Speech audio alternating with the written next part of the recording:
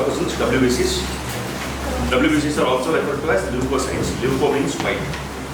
Cyte is cell, white cells. Erythrocyte is RBC. Okay. Granulocytes and agranulocytes. Granulocytes are acidophils, basophils, neutrophils. Agranulocytes are lymphocytes and monocytes. That's all. All of these are involved in defense mechanism. What is defense mechanism? Immunity. Defense mechanism is immunity. There can be injury to the body or infection to the body. Both will lead to a common response. What is the response to injury or infection in the body? What happens wherever there is an injury or infection, something happens.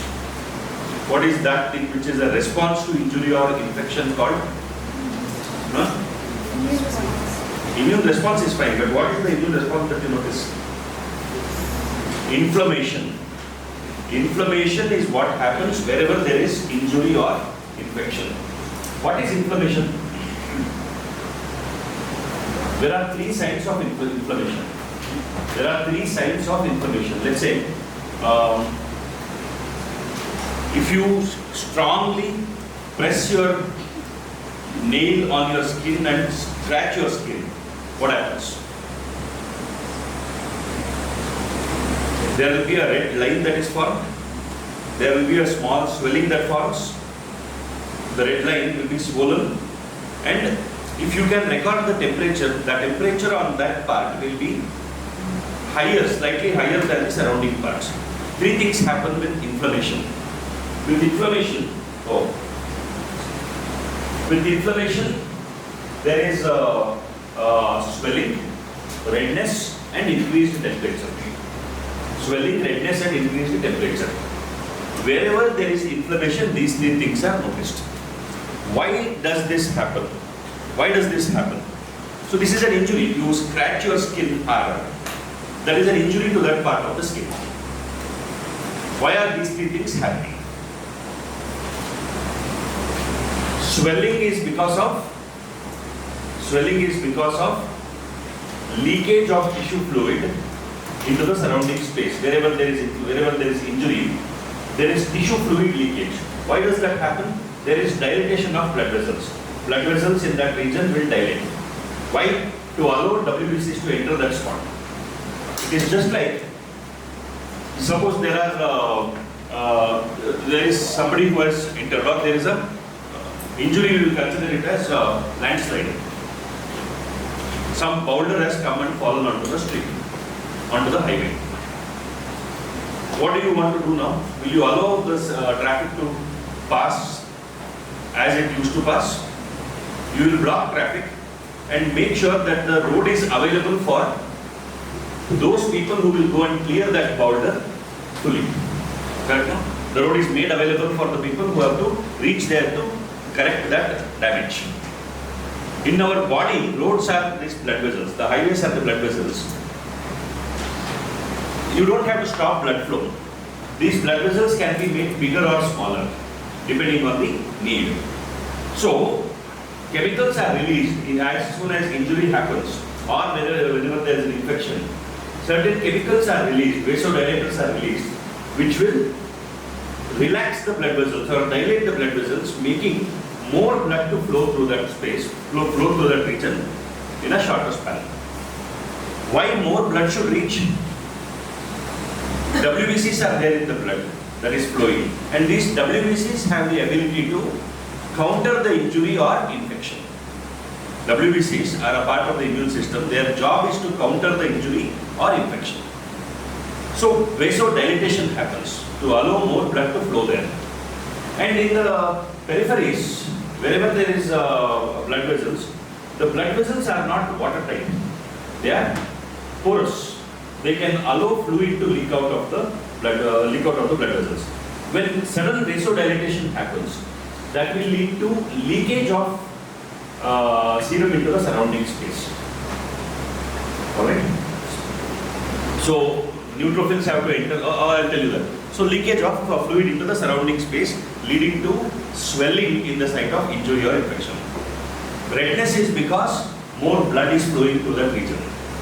Because of more blood flowing through the region, there is redness. So, redness, swelling and increased temperature. Why increased temperature? There is increased activity of the WBCs. Mediators of inflammation are released, like histamine, serotonin. These are mediators of inflammation, which will cause increased temperature in the local region. Okay. Have you experienced this? You develop some allergy, some pollen allergy or dust allergy, you start sneezing, and instantly you start developing running nose, redness in the eyes. Why? In the region affected by that irritation leads to inflammation. Inflammation leads to more blood flow. More blood fluid leakage into the surrounding space. Alright, mediators of inflammation, histamine, serotonin, they will irritate the nasal cavities, causing more secretion. Secretion leads to running nose. Why running nose is happening? To somehow try and remove whatever is irritating your nasal cavity.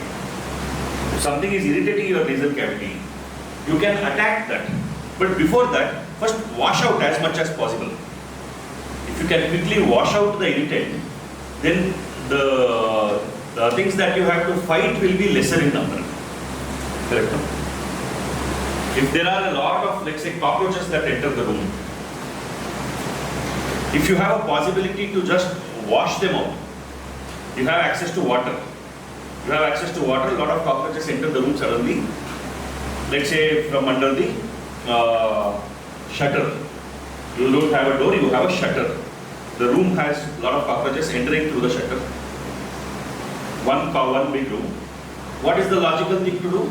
Just try to flush out as many of them as possible. Even after that, if some of the cockroaches are still trying to enter and they are still inside, then parallelly you can start killing them also. You can start killing the cockroaches, but most of it you want to remove it off mechanically. So increased fluid secretion, that running nose, increasing temperature, all of that is trying to reduce the load of attack. Reduce the load on which you have to mount an attack. Okay? So there are defense mechanisms. These defense mechanisms are primary responses and secondary responses.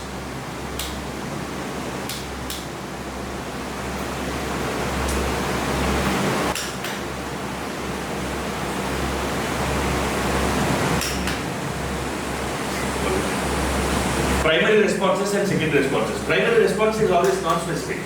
Secondary response is specific. You understand?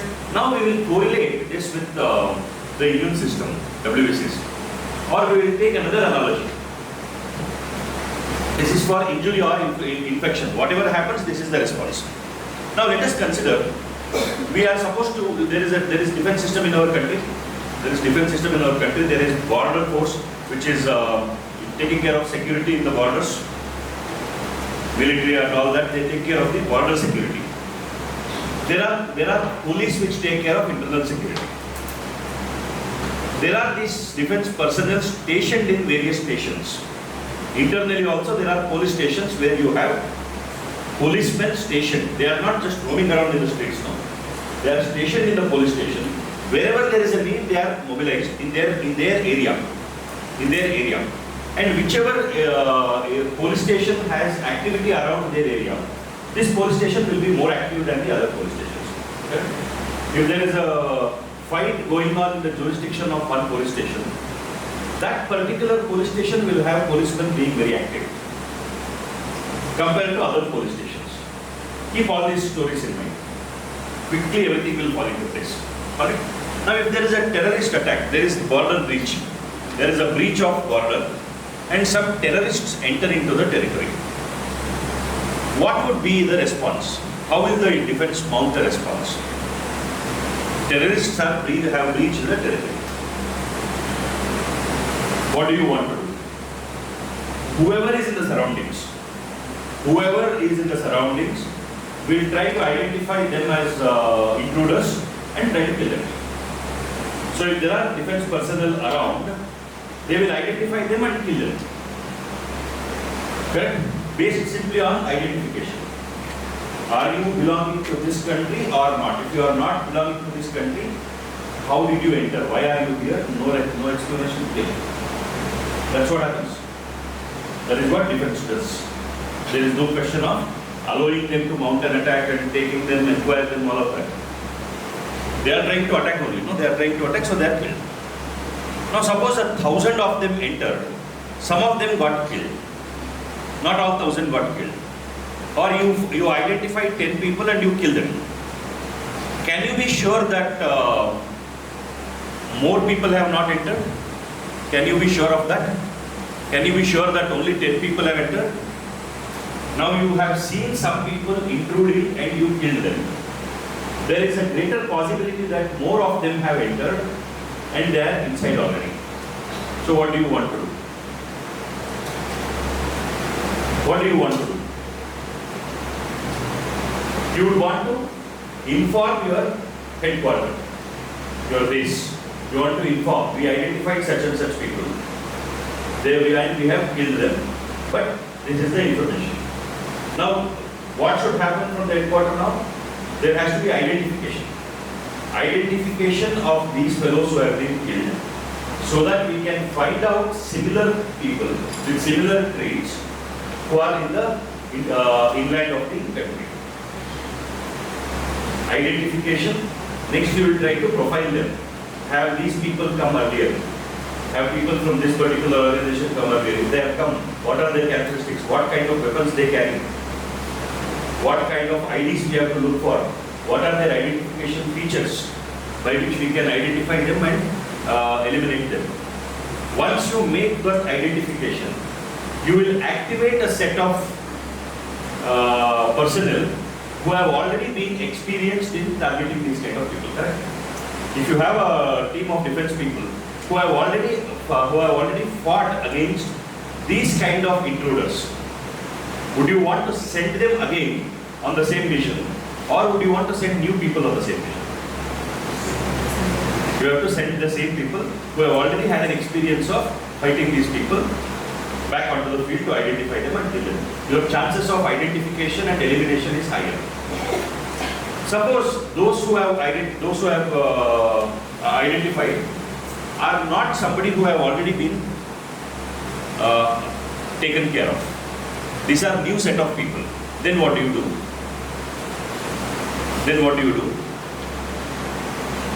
There are 10 different attributes of this group of people who have come. We have not yet dealt with somebody with all the 10 attributes. What do? You have not yet faced or taken care of these people with all these 10 attributes. No? Identify the set of people who can recognize few or many of these attributes. So some partial match at least. There is some partial match. Train them to identify all the characteristics. Train them to develop and tell them to develop mechanisms to target these people and send them. So if you have intruders who have already been dealt with, send those who dealt with them earlier. If you have new intruders who have not been dealt with earlier, send those who can somehow identify some aspects. So there is some loose match also in terms of the people who have dealt with such kind of people, and train them or allow them to be trained to tackle them completely. So develop a specific response. And when they do it, then they improvise their attack. Okay. What happened at the border? Is it a specific response or a non-specific response? Is the response dependent on who is coming, or will the response be the same whoever comes? It is just national or foreigner. Will the defense personnel in the border try to do an investigation and then attack? Their response is just based on, can I identify or not? If I can identify, I don't do anything. If I can't identify, I kill. That's all, no? That has to be the first line of defense. So that you don't have to be bothered about judgment. You just have to look at the matching parameters, eliminate if not matching. So now, consider this, our body, infection is the terrorist. Infection is the terrorist. There is some infection happening at some part of the body. Whoever is closer, when infection happens, that is an irritation. That leads to inflammation. Inflammation causes more and more blood to enter the part. And before that, the monocytes in the area and neutrophils. Neutrophils and monocytes are the phagocytic cells. Neutrophils are referred to as microphages. They are small cells. Monocyte, as soon as there is an infection or injury, it will transform into a cell called macrophage. Now these macrophages and neutrophils will go and start attacking these foreign bodies indiscriminately. They go and attack. What do? They will go and bind and kill. Bind to the foreign body and try to kill it. That's all. As much as possible. Neutrophils are employed, monocytes are employed, monocytes will transform into macrophages, they go and kill. Macrophages, parallelly, some of the macrophages will become a particular type of cell called antigen presenting cell. What I told you, identification characteristics. In an infective foreign body, identification characteristic is referred to as an antigen. Antigen is some chemical on the surface of the intruding organism. It can be a protein, it can be a polysaccharide, it can be a combination of multiple things. So it identifies. These macrophages will become antigen presenting cells, APCs. Antigen presenting cells, what do? They will catch hold of this and take it to the head office. Who is there in the head office? Who is managing the control room? Who is managing the control room? Helper lymphocytes, helper cells. Okay? Helper cells, helper T lymphocytes. Now these helper T lymphocytes, now these antigens are identified. Antigens are identified. B lymphocytes are also given these antigens. T lymphocytes are also given these antigens. If there are certain B lymphocytes which have a specific weapon against this antigen, so which has already produced an antibody to this particular antigen, those B lymphocytes are selected, and those B lymphocytes will start multiplying rapidly. Those B lymphocytes will multiply rapidly, producing more and more antibodies. Antibodies are produced by these B lymphocytes who have an existing antibody already to this particular antigen. Antibodies are released into the bloodstream. Now what will these antibodies do? They are like chemical weapons. B lymphocytes do chemical warfare. These antibodies keep circulating in the blood.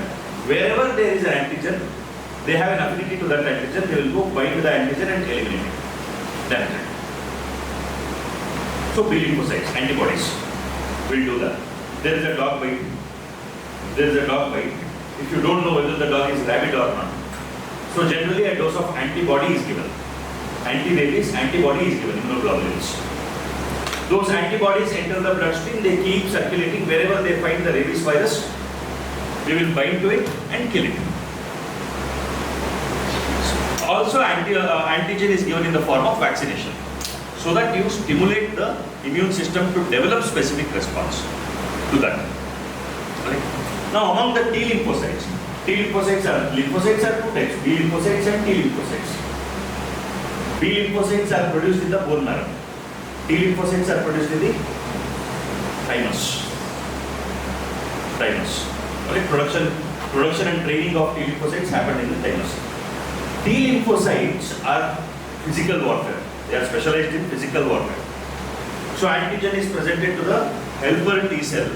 Helper T cell is the one which regulates this. He is the master controller. Now helper T cell gets this antigen. Helper T cell will call up killer T cell. Killer, yes sir. You are supposed to go and kill now. Helper will identify who should be called. This killer who has a particular sword which can chop off the antigen is activated. Now killer gets activated. He enjoys killing. He goes around taking the sword and killing these antigens wherever he finds it. Now over a period of time, all the intruding foreign bodies are eliminated, all the intruding organisms are killed, but killer is not stopping. Killer is continuing to attack. He is going around branding his, showing around his weapon. Helper calls up killer again. Killer, come back. Keep quiet, others I'll come and kill you. Helper can activate the killer, but killer does not listen to the helper if he wants to stop him. Now killer calls up the father of this fellow, suppressor T-cell. Killer calls up the suppressor. Suppressor says, he's not listening to me, he's going around killing everybody. Now suppressor T-cell will call the killer cell. Killer, what's the matter? I got a call from helper cell. And no sir, I'm going back to the station. Nothing sir, all false allegations, I'm going back to the station. Killer cells are silenced. Look at the difference. One is, this is specific response. Every subsequent exposure will have a stronger response. The first time exposed, this will be a specific response. Now B cells have identified those bacteria. Now for the sake of convenience, I'll say bacteria. Okay, the responses will be for all types of microorganisms. B cells have identified the bacteria. They have produced some antibodies against the antigens of this bacteria. In the first attack, eliminated, all done, okay. Some of the B cells will go into storage, will go into resting as memory cells. Memory B cells, that is your backup, that is your reference. Next time the same bacteria comes, this memory cell is activated and that fellow starts multiplying, producing plasma cells. Plasma cells are the ones which will produce antibodies. So where did these plasma cells come from? They came from the memory cell, activated. For the first time, if it is a first exposure to a particular antigen, then whichever B lymphocyte has a loosely matching antibody is activated. Now that B lymphocyte will identify this antigen and change its configuration, the configuration of the antibody to suit this antigen perfectly, to match this antigen perfectly. Works like a lock and key. Works like a lock and key. If lock is the antigen, key is the antibody which can open it and destroy it. If you have a perfectly matching key, you open it. That is what you have for your locks in your door. What if you lose it? You don't have the key now. You don't have the key now. Or somebody broke your lock and they have put a new lock to your door, padlock. They have put a new lock to your door. Now you cannot enter your house. What will you do?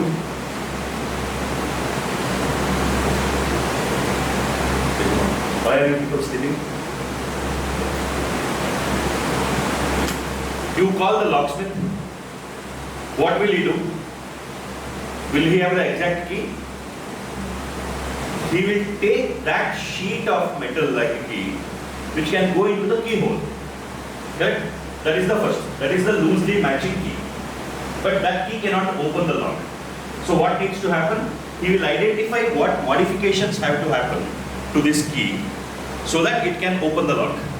And he will do all those changes, he will file it, he will change the shape of it and all that, and eventually he will have a key which can open the lock. That is what B lymphocytes do to produce antibodies. If there is no perfectly matching antibody to a particular antigen, an antibody which can loosely match is identified, and that antibody is modified to become a perfectly matching antibody to that particular antigen. Now once this is done, once there is a perfect match, there will be multiple copies of the same keys made. So the same B lymphocyte which modified this and developed the key for antibody for an antigen will multiply. A lot of them will become plasma cells, producing antibodies and releasing antibodies. Some of them will go into storage as what? Memory cells. As memory cells. So memory is there in both B lymphocytes and T lymphocytes. T lymphocytes are more aggressive fellows. They are like Bahubalis. They will fight with swords and spears. So So whenever they identify an antigen, T lymphocytes have a protein spear. They will catch hold of it and that's what they do. They will punch holes into the invading organisms. They kill by punching holes and rupturing them. Literally punching holes. So T lymphocytes produce proteins called perforins. Perforins are right. This fellow will be taken. The spearhead is modified to fit this exactly. And once there is an exact match, this fellow will start multiplying. Understand? So, now look at the response. Look at the response, whatever happens. There is an infection, neutrophils reach the site. Infection will trigger neutrophils to come there. Neutrophils will crawl on the wall of the blood vessel. They are flowing in the bloodstream. They are small cells. Blood is flowing fast. Whenever there is an injury or infection, neutrophils are triggered. Neutrophils will go and catch hold of the wall. They will catch hold of the wall and they will start crawling on the wall. They will start crawling on the wall of the blood vessel to find the breach in the blood vessel, wherever the blood vessel is damaged, or wherever they find a bigger hole where they can crawl out. They will just crawl and then squeeze out into the outer space, into the tissue space, to go and catch hold of these invading microorganisms and kill them. Okay. Parallelly, monocytes are also activated. Monocytes are also reaching. Neutrophils will release some chemicals, inflammation markers, histamine, serotonin, those chemicals are released, which will trigger the monocyte. Monocyte will suddenly transform. It will transform to become macrophage. Now these neutrophils and macrophages are feasting on the bacteria or infection, whatever has caused the infection. They are feasting on it. As they are feasting on it, some of the macrophages will carry this antigen. They will carry the antigen and present it to helper cells. Helper T cells and B lymphocytes. Antigen identified, memory cells activated. Memory T cell activated. Helper cell will trigger memory T cell to multiply. Now these memory T cells will transform into killer T cells. Killer T cells will start producing the spears, perforins, go around in the bloodstream, identify these infective agents, kill them. Here, plasma memory T cells are activated, they multiply, transform into plasma cells. Plasma cells will start producing antibodies in large quantities. They will go in circulation. Plasma cell will not go in circulation. Antibodies will go in circulation. Whereas in T lymphocyte, killer cell is going in circulation. That is why B lymphocyte mediated immunity is called antibody mediated immunity. T lymphocyte mediated immunity is called cell mediated immunity. So there is non-specific immunity, specific immunity. In specific immunity, antibody mediated, cell mediated. Once everything is done, plasma cells will get silent, memory cells are restored, antibody production is reduced, killer T cells are suppressed by the suppressor T cells, that response is also silenced. Helper T cell will write a detailed report and send it to brain. Okay. To work on changing the conditions in the place of bacteria. Okay. Sometimes you will have pus formation, pustules, acne, pimples. What is that? That is also dead bodies. Those are dead bodies of the bacteria. Your WBCs and infected organ, whatever organism bacteria that infected, all of those dead cells are the pus. So whenever you have a small blister having pus, you should know that it is a mass of dead bodies of your soldiers and enemy soldiers. Okay. This is the immune response. You know the function of neutrophils, lymphocytes, monocytes. Acidophils and basophils. Acidophils or eosinophils. Basophils have a specific task of identifying and attacking parasites. Specific task of identifying and attacking parasites in the respiratory system. So if there is increased basophilia, If there is basophilia, then there is some respiratory parasitic infection. Acidophils have response to parasitic infection throughout the body. Acidophils increase in parasitic infections. So acidophils and basophils are specific to parasitic infections. Alright, that's all. One more cell is there, natural killer cells. What are NK cells? Natural killer cells. They are a type of macrophages. Whose job is to identify traitors. Rest all are identifying external enemies. It is important to identify internal enemies also. No?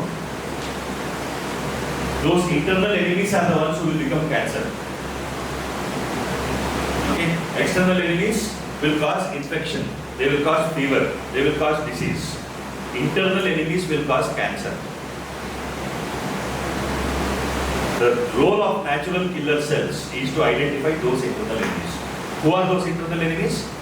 Cells which have become abnormal. Cells which have become abnormal and are transitioning to become cancerous. If a particular cell has become cancerous, that is, it has lost the ability of contact inhibition, those cells will be identified by natural killer cells and killed. If you don't kill them, or if the natural killer cells are weak, or if there are too many cancerous cells being produced, which is beyond the ability of NK cells to eliminate, then there is cancer. Okay. All of us will be having some cells becoming cancerous from time to time. But we don't develop cancer. We don't develop cancer because our immune system will be identifying those cells and eliminating them. When that mechanism fails, cancer develops. So you can equate it to the ecosystem of terrorism. External terrorists will cause disease. Internal supporters of terrorism will cause cancer.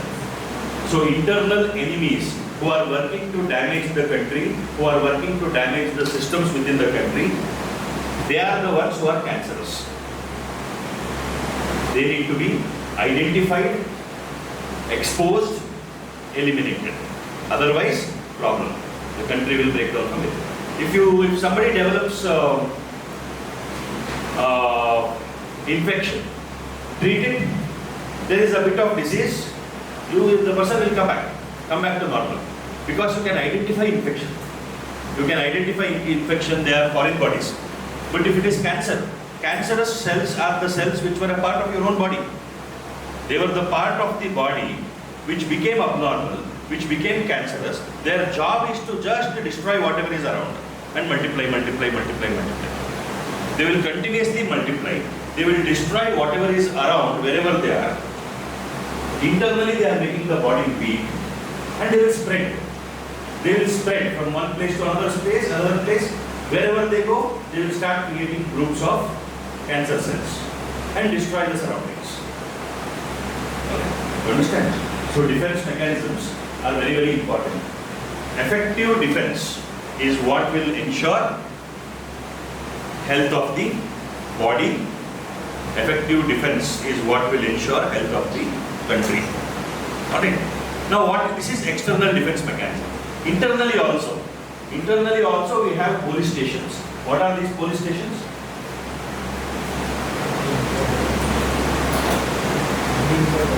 Lymphoid organs. So you cannot have only external places where the soldiers are positioned. All the soldiers are positioned throughout the body in various stations. We have two types of police stations. Defense academies.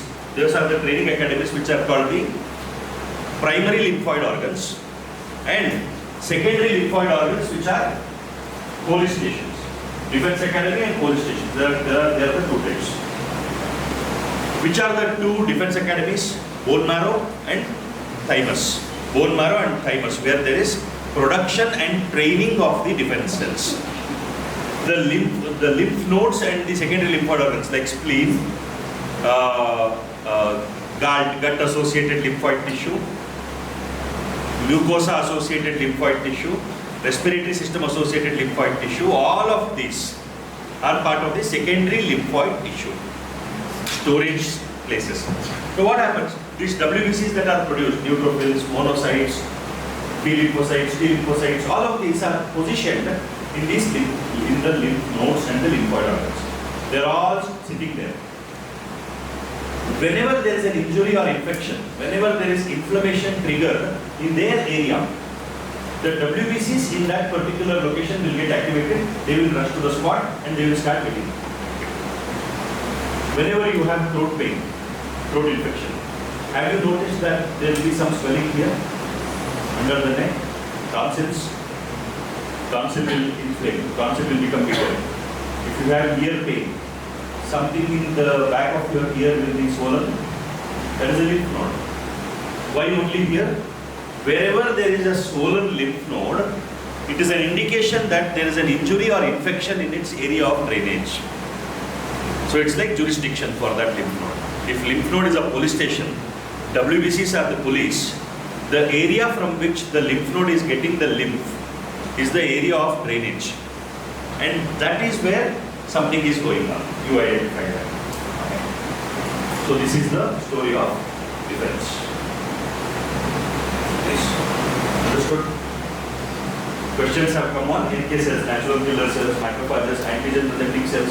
Antigen presenting cells come from what cells? Antigen presenting cells come from which cells? There are 5 types of WBCs. Which type of WBC is the one that produces antigen presenting cells? Monocytes. Monocytes. Natural killer cells are also coming from monocytes. Macrophages comes from monocytes. Microphages are neutrophils. Neutrophils. Okay. That's all.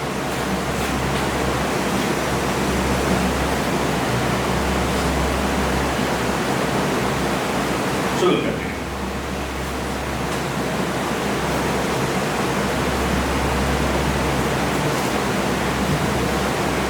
What else?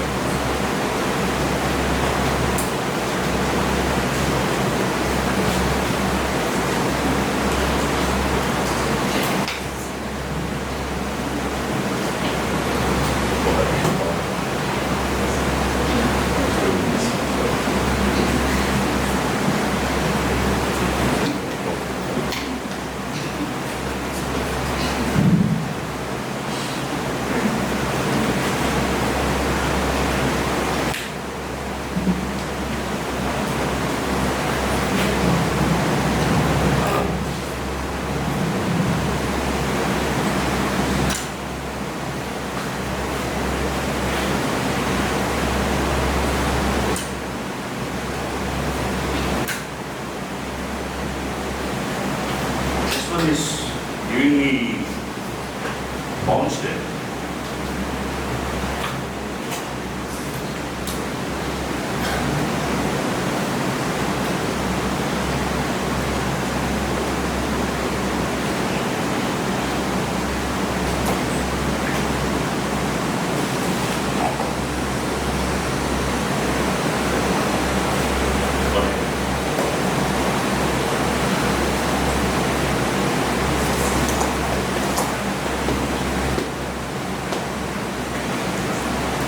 Taking so long to start.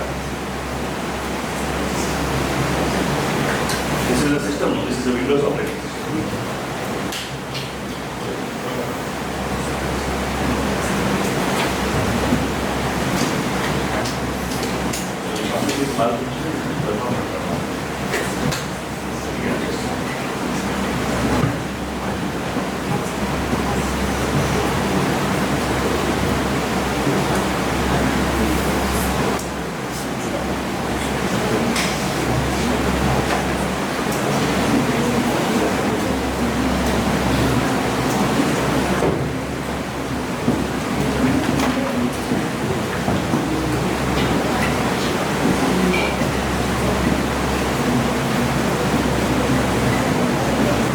With the lymphatic system, you have 3 components. What are the 3 components of lymphatic system?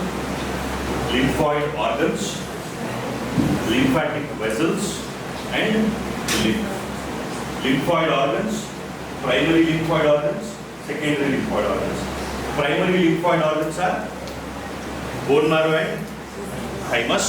Secondary lymphoid organs are spleen, lymph nodes, and all other organ-specific lymphatic tissue. Got it? Lymph is produced from lymph is the fluid that is drained from the tissue space. Where did that fluid come from? By leaking out from the blood. Why did it leak out from the blood? Blood vessels are porous. As you move towards the arterioles and capillaries, blood vessels are porous.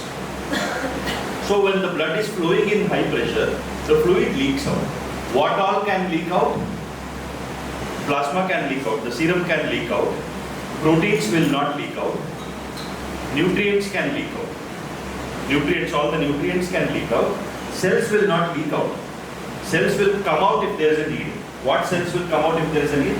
Will RBCs come out if there is a need? RBCs should not come out. Neutrophils can come out. Neutrophils can come out, monocytes can come out and become macrophages.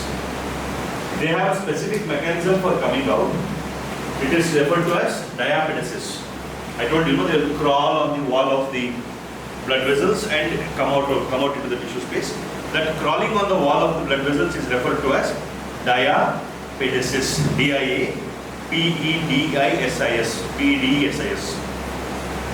Diapedesis, important. Diapedesis is associated with, you will have options. For that you should know what is diapedesis. Diapedesis is associated with neutrophils. What is diapedesis? Crawling movement of the neutrophils to get out of the blood vessels and get into the site of infection or injury. That is diapedesis. Alright. So if you get the story, how it happens, the neutrophils crawling out, they mounting an attack, neutrophils and macrophages trying to just kill randomly, indiscriminately. Some of the macrophages becomes antigen presenting cells, carries it to the lymphocytes. Lymphocytes gets activated, B lymphocytes produce antibodies, T lymphocytes produce killer cells. Who is the master of this orchestra? Who is the master of this orchestra? Helper T cells. Helper T cells is the master of this orchestra. They have markers on cells. Cell differentiation markers is what we call. When the cells are differentiating, you have markers on these cells. Helper T cells are also referred to as CD4 cells. Cell differentiation marker number 4. Killer T cells are referred to as CD8 cells. Cell differentiation marker number 8. Important. There is one particular infection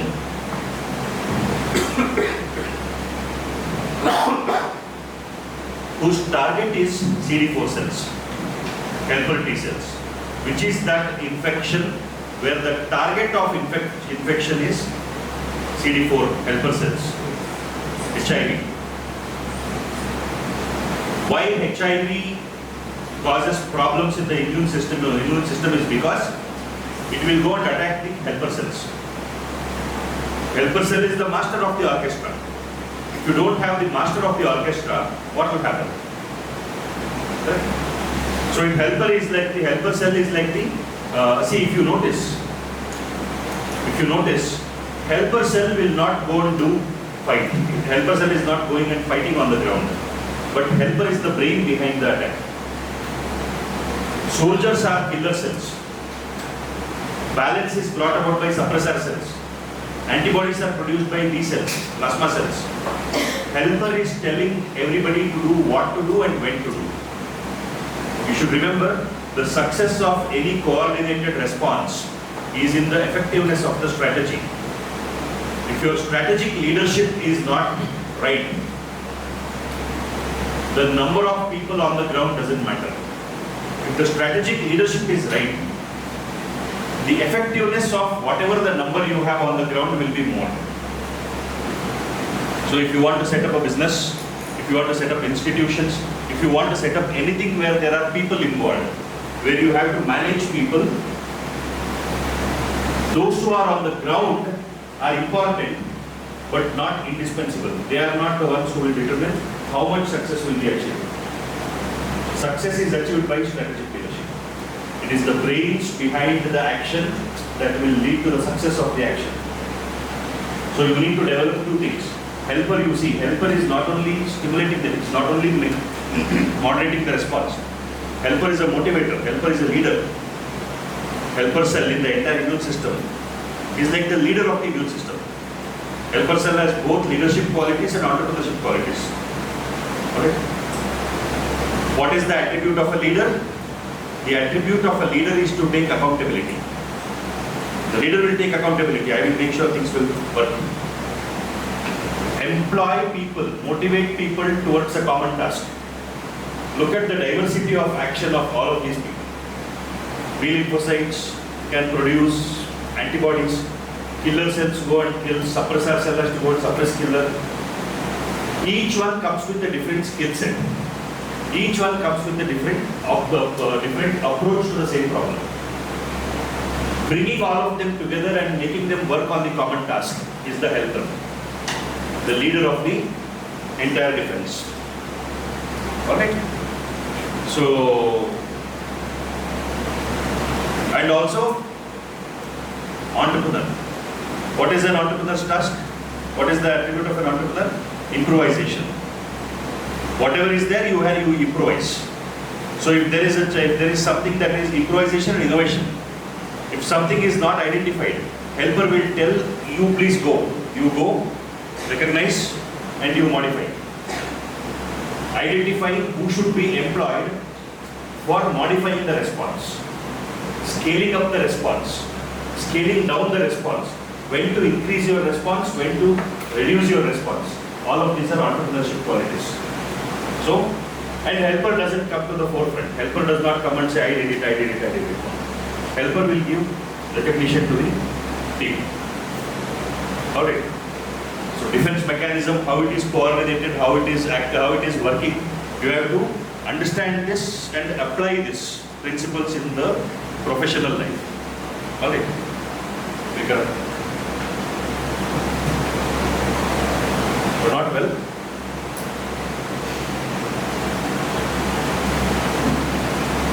Sit straight, everybody. Sit straight.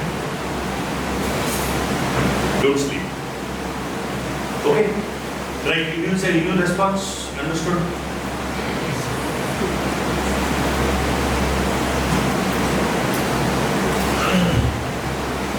Okay, now you see platelet structure and function. Platelets are thrombocytes, small colorless cell fragments involved in clotting.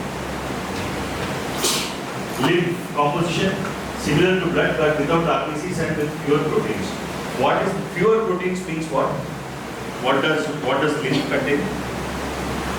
Antibodies can be present in lymph. Antibodies can be present in lymph which are made of globulin, a type of globulin, immunoglobulins. Circulatory pathways, types of circulatory system, open circulatory system, closed circulatory system. Open circulatory system is the circulating fluid is distributed in the body cavity. There is no specific channels through which circulation happens, arthropods.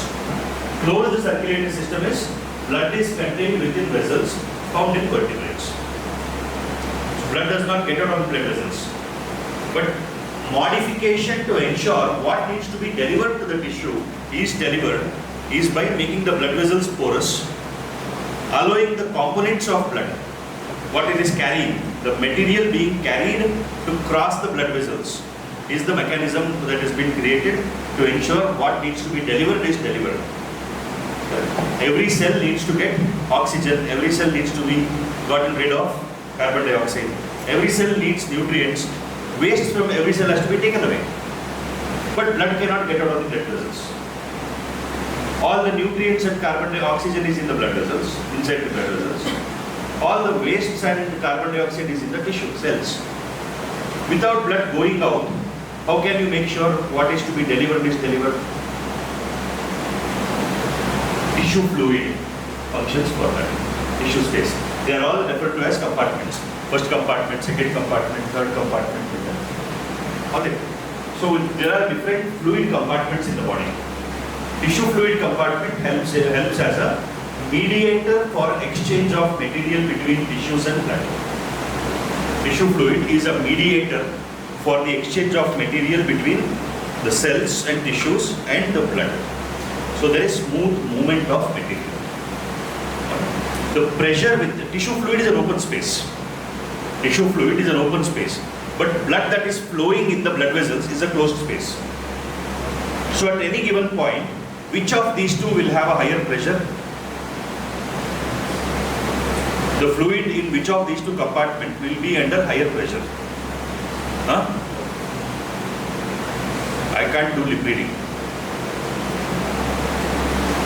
Fluid in which of these two compartments will be under higher pressure? That which is flowing in a closed tube or that which is in an open space? Closed tube. Fluid which is flowing in a closed tube will be under higher pressure compared to fluid present in an open space within the same dimension of space. So if at all there is movement of fluid possible, it is from blood vessels to the tissue space. Right? Reverse is not possible. Reverse is not possible. So what problem does this lead us to? The problem of volume of blood coming down, viscosity of blood increasing with every circulation. Correct? If viscosity of blood increases because of loss of fluid, circulation will become sluggish. Circulation will become slow, difficult. So with every circulation, blood becomes thicker and thicker and circulation can stop. With every circulation, because of loss of fluid, volume of blood will become lesser and lesser and it might not be enough to maintain circulation. What is the mechanism that you need to incorporate into the system to ensure that this problem is taken care of? Whatever fluid has come out into the tissue space has to be delivered back into the blood. Whatever fluid came out of blood into the tissue space has to be delivered back into blood. Then the problem will get sorted. How do you do it? It cannot go back to the same route that it came out. So to ensure that this is taken care of, there is drainage mechanism from every part of the body. That drainage mechanism is the lymphatic vessels. So lymphatic vessels are not continuous closed channels like blood vessels. Lymphatic vessels begin at the tissue space, join together and end in the heart. You understand? So just like venous system, lymphatic system also begins in the peripheries at the tissue level, join together to form bigger and bigger vessels. Intermittently they have lymph nodes. That's like resting places where cells are sequestered and they keep getting pushed. They keep getting pushed towards the heart. Pressure for the movement of lymph in the lymphatic vessels is also provided by the surrounding muscles, skeletal muscles. Just like veins are supported by muscles, skeletal muscles, to push the fluid back towards the heart, to push blood back towards the heart. Lymphatic vessels are also supported by skeletal muscles to push the lymph back towards the heart. Finally, the biggest lymphatic vessel will come and open into the right atrium. What is that biggest lymphatic vessel called? Right atrium will have two veins coming and opening into it. What are the two veins that open into the right atrium? From the upper part of the body, superior vena cava. From the lower part of the body, inferior vena cava. There is one more which is opening into the right atrium, which is bringing back the fluid that was lost as lymph. Fluid was lost into the tissue space. That excess fluid in the tissue space is drained by the lymphatic vessels, carried back towards the heart. The biggest vessel of lymphatic circulation opens into the right atrium. What is that biggest vessel called?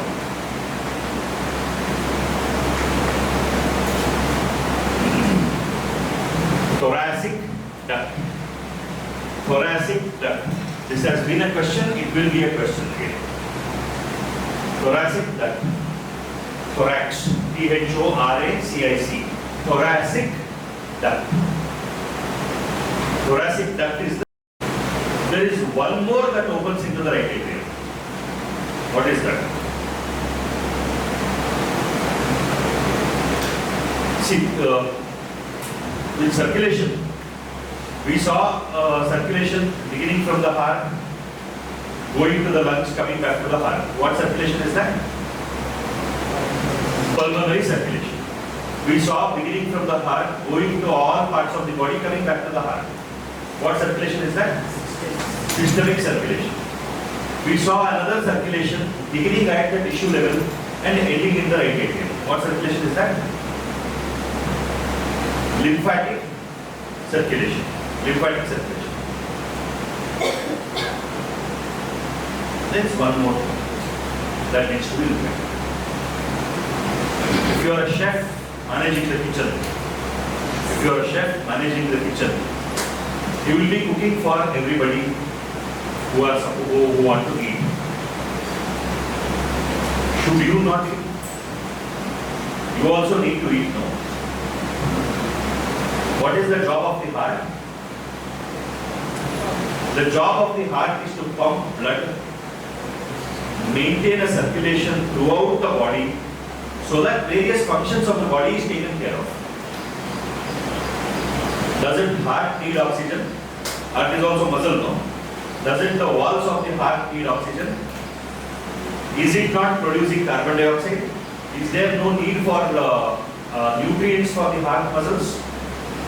Is it not producing waste material, metabolic waste? Should it not be cleared off? So doesn't the heart need blood supply? What's our heart is having all the blood inside it? What are you talking?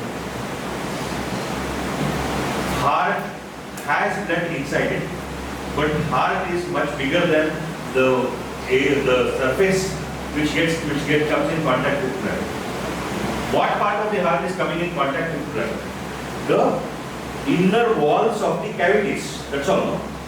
The walls of the cavities are coming in contact with blood. But the heart is a thick muscular organ. There are so many muscles that are there in the heart. Every muscle is not coming in contact with the blood.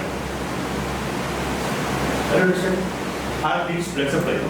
What is that circulation which provides blood supply to the heart called? Coronary circulation. Coronary circulation. So there are 4 circulations that we are talking about, which heart is associated in one way or the other.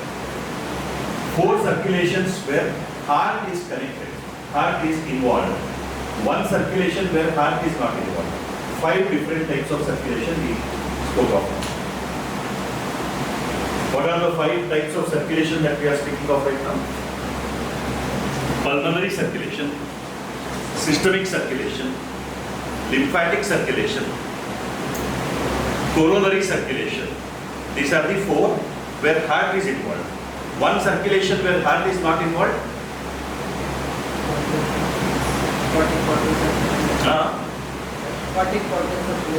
Portal system is a part of venous system.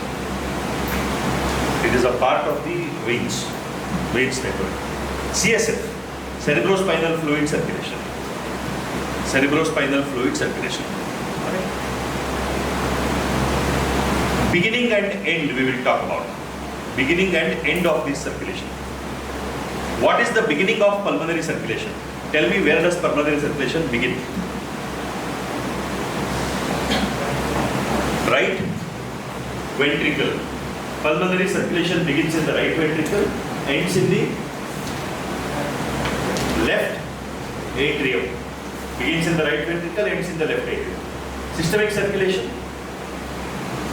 Systemic circulation begins in the left ventricle, ends in the right atrium. Lymphatic circulation begins in the tissues, ends in the right atrium.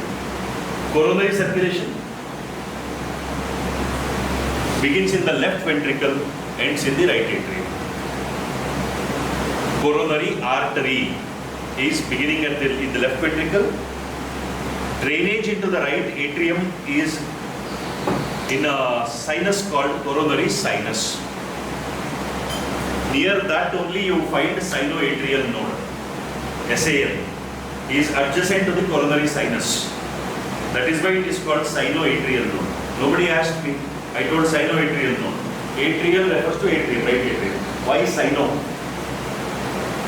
When we discussed in the last phase, I told you about ECG, I told you about the node, sinoatrial node, atrioventricular node, all that. Nobody asked me why it is called sinoatrial.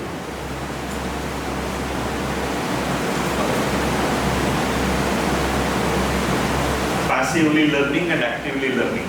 Active learning happens with thinking. You have to think, you have to question. You should not be satisfied without having clarity.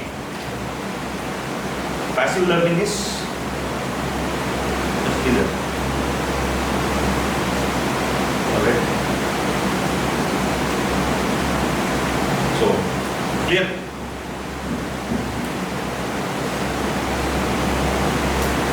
Hopefully all the fundamental errors that you have in the way you learn will get corrected. If you are working towards it, it will get corrected because you have the guidance necessary to correct those fundamental errors. But if you are stuck to your old habits, problem. Be active. Complete questioning, questioning, questioning. Seek answers, seek clarity. Seeking answers and seeking clarity are two different things. Clarity is understanding, answer is specific response. So, okay. We'll move.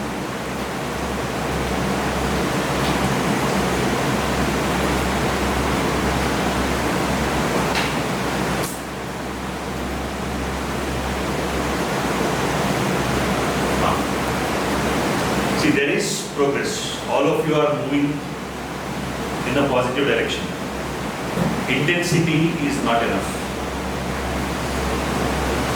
The passion with which you work, the restlessness to do better is not seen. I'm not yet seeing the urge to excel. I see a lot of distractions yet still. There are distractions. There is still struggle to have a single-minded focus. Various distractions I have noticed. You should remember, unless you have a single point agenda on your mind and you put together all your energies towards that agenda only, things will not happen the way all of us want to happen. There is nothing else. The single point agenda is, I will prepare as much as possible for the exam. That's all, on a daily basis.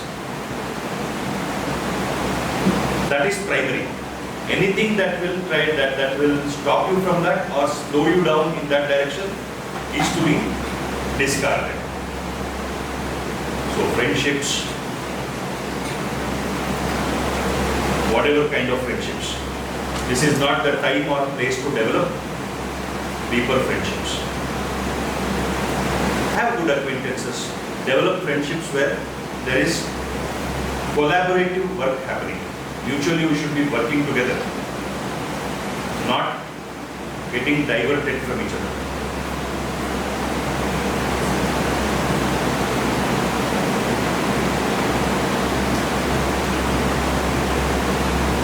This is a general advice I am giving you.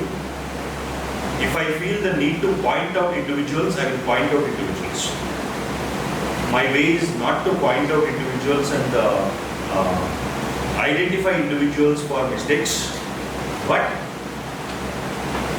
if general advice the general instructions are not understood, and if there is a need to point out to individuals and pick up and expose mistakes, that will be a bit humiliating.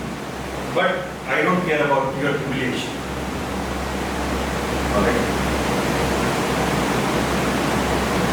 So, intensity should be more. The routine is there.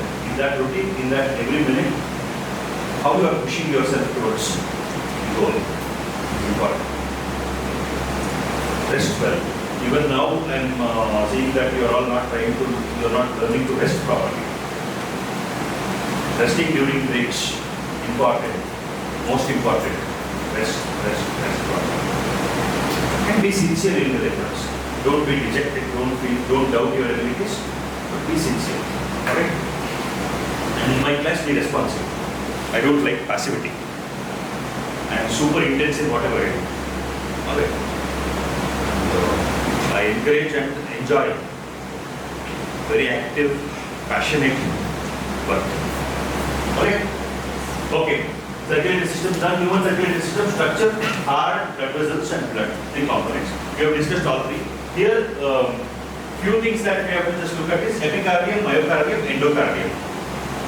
Epicardium is the outer covering. Epicardium is the outer covering. What is pleura for lungs?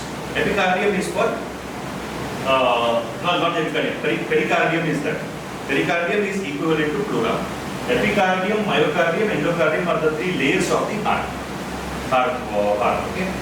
Outer layer of the heart wall, muscular middle layer, inner layer of the heart wall. Endocardium is the inner layer of the heart, which is in continuity with the inner layer of the blood vessels referred to as endothelium. Endocardium is the inner lining of the heart. Endothelium is the inner layer of blood vessels. Super smooth, extremely smooth, to ensure there is frictionless flow of blood. To reduce friction. If there is more friction, what will happen? More resistance. More resistance will make the heart, will put pressure on the heart to create a higher pressure. So blood pressure will increase. Alright.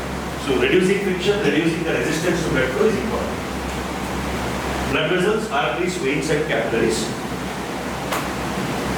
The exceptionless description of what an artery and vein is arteries carry blood away from the heart, veins carry blood towards the heart.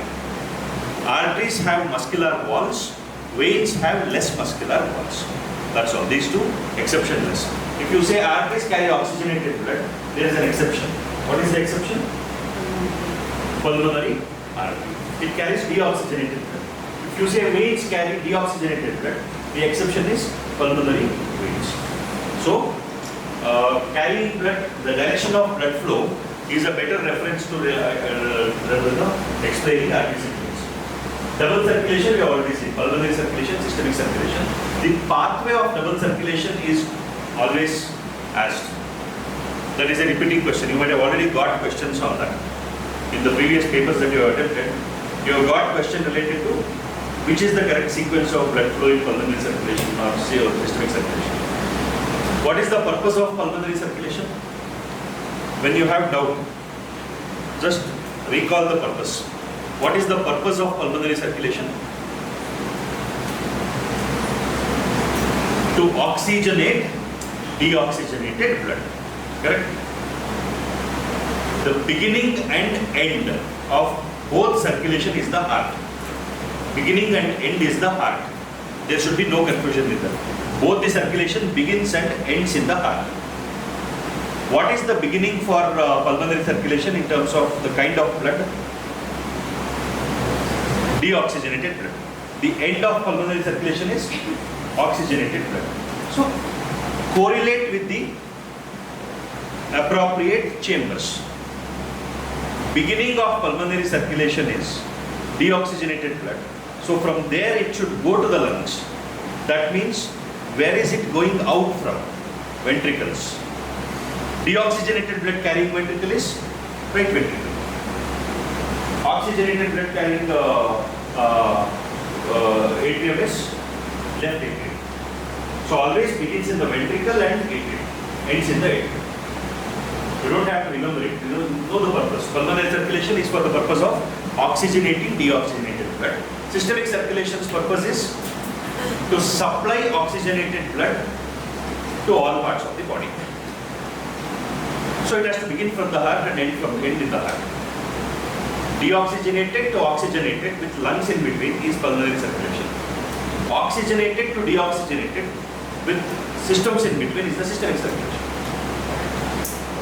It is very simple, but if this is done wrongly, that would be better. Very often it is a mistake. Options will have atrium in the beginning and ventricle later. So when you do mix and match, you see the same words given in different combinations, jumbled up in different options. It will confuse you. So only when you have clarity, you will be able to answer. Have you experienced that? You know some concept, but when the options are jumbled up with the same words repeating multiple times, it blocks your mind. So in those situations, you have to eliminate the words which you can surely say is wrong. So if it is to trace the pathway of systemic circulation, the beginning should be left ventricle. Check for only the first one, the beginning. If something is mentioning right ventricle, left atrium, eliminate those. You can eliminate by, you can easily narrow down by elimination.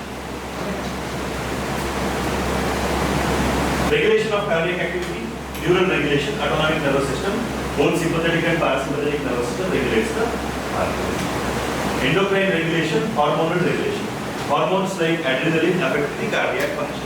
What will adrenaline do to the cardiac activity? It increases the heart rate. Adrenaline is produced where? Adrenaline is produced where? In the adrenal cortex or medulla? In the adrenal? Adrenal cortex or medulla? Adrenaline is epinephrine, noradrenaline is norepinephrine. Okay. It is a called adrenal medullary hormone. Adrenal. Next. Diseases, common diseases, hypertension. High blood pressure causes and effect. Hypertension. Okay. Basis of blood pressure. What is the basis of blood pressure?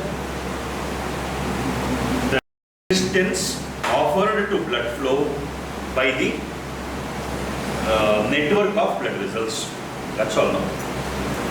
Whatever is the resistance offered to the blood flow for the blood flow by the blood vessels, that is the blood pressure that the heart has to generate. The blood pressure generated by the heart should be higher than that, so that circulation is maintained. You have to maintain circulation. Heart has to maintain circulation. To maintain circulation, it has to create pressure. How much pressure it is creating is the blood pressure. How much pressure it should create is dependent on how much resistance is offered to the flow of blood. What all will offer resistance? Three things I told you. Size of the blood vessel, elasticity of the blood vessels, and volume of blood flow. Size, elasticity, volume.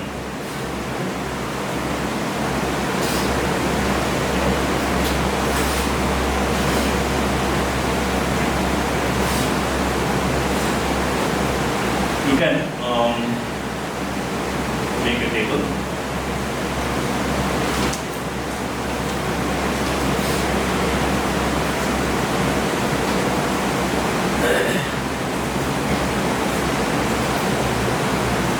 Blood vessel.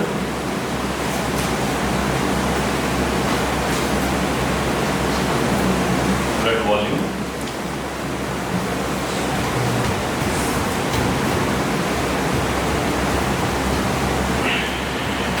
Size, elasticity, increase, decrease, increase, decrease, blood volume, increase, decrease. Okay, then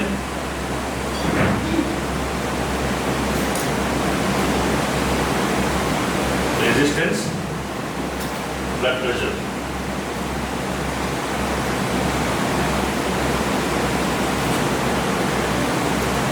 This one table will help you answer any question related to blood flow or many questions related to blood flow. I should not say any question related to blood flow with blood pressure. Now you tell me.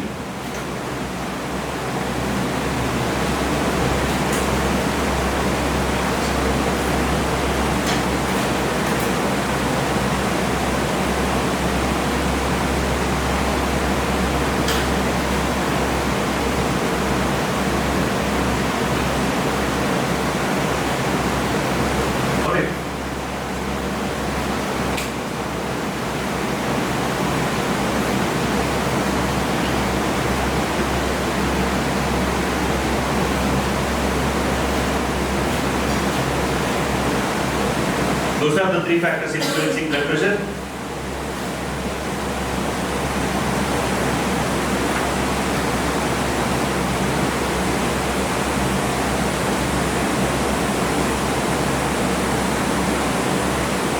Not visible at the back. Not visible.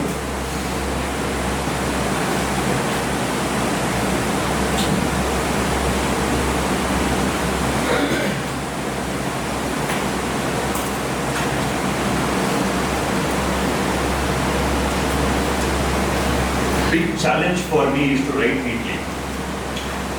Very, very difficult.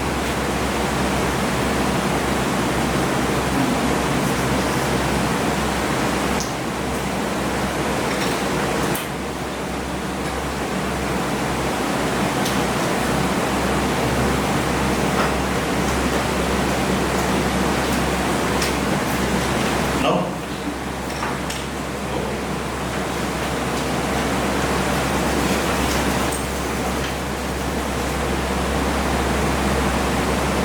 Blood vessel, blood volume. This is resistance and blood pressure. Resistance and blood pressure.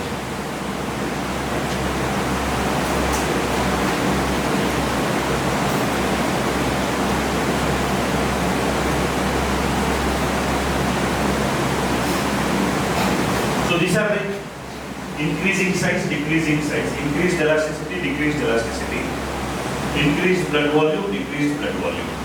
Increase, decrease for all the three.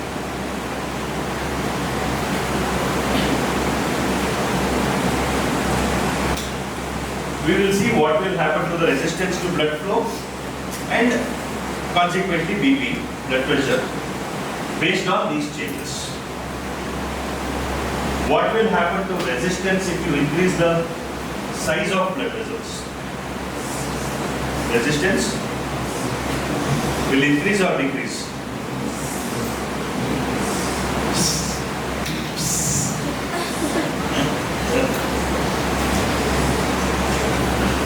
What will happen to resistance if you increase the size of a tube? Resistance to flow. Decrease. Okay. You can indicate it like this. This is increase, this is decrease. If you say this, it can be this from this also, this from this also. It can be both. Okay. What will happen to resistance if the size of the blood vessel is increased? Resistance is decreased. Okay, good. Resistance will decrease.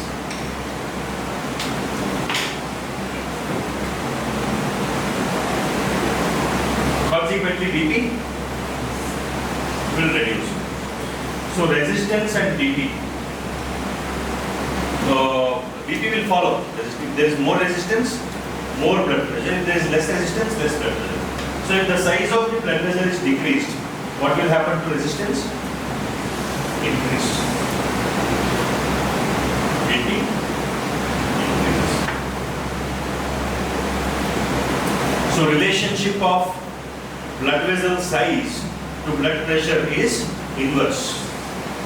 Correct? No? If you increase the size of blood vessel, the blood pressure will decrease. If you decrease the size of blood vessel, the blood pressure will increase. Elasticity. If elasticity is more, resistance will be more. If elasticity is more, there is more resistance. An elastic tube versus a rigid tube, which one offers more resistance to flow? Elastic tube. Consider this. When a fluid is flowing inside an elastic tube or in a tube, the pressure the fluid is exerting is on the wall also. It is exerting pressure on the wall as well. Now, if it is an elastic tube, the pressure is trying to deform the tube, but the tube is pushing it back because of its elasticity. A rigid tube will just take the pressure, it will not get deformed, but the pressure is not given back to the flow. Which of the two tubes will have a longer flow with the pressure initially exerted being the same? In which tube will the fluid flow for a longer distance? In the elastic tube or the rigid tube?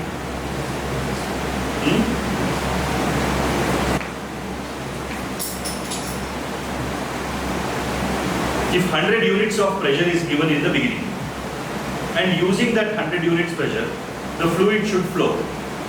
When will the fluid stop flowing? When the pressure becomes zero.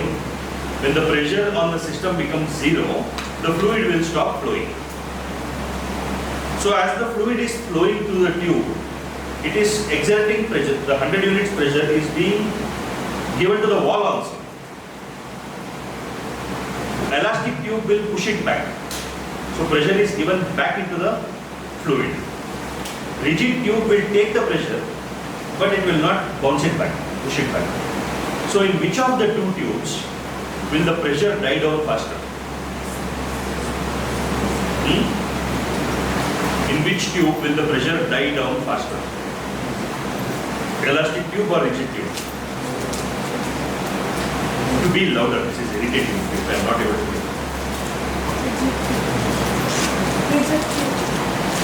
Because I don't, I am immersed in whatever I do and I don't respond to my wife or my parents calling me and talking to me. They complain that I have hearing loss. Now you people don't speak out loud. Suddenly I start feeling that I might actually have hearing loss. Correct? In which of the two tubes will there be, will the pressure die down faster? Rigid tube. Rigid tube. Elastic tube will push it backwards. So if you want fluid to flow to the same distance, which tube should have more pressure exerted in the beginning? Rigid tube should have more pressure exerted in the beginning.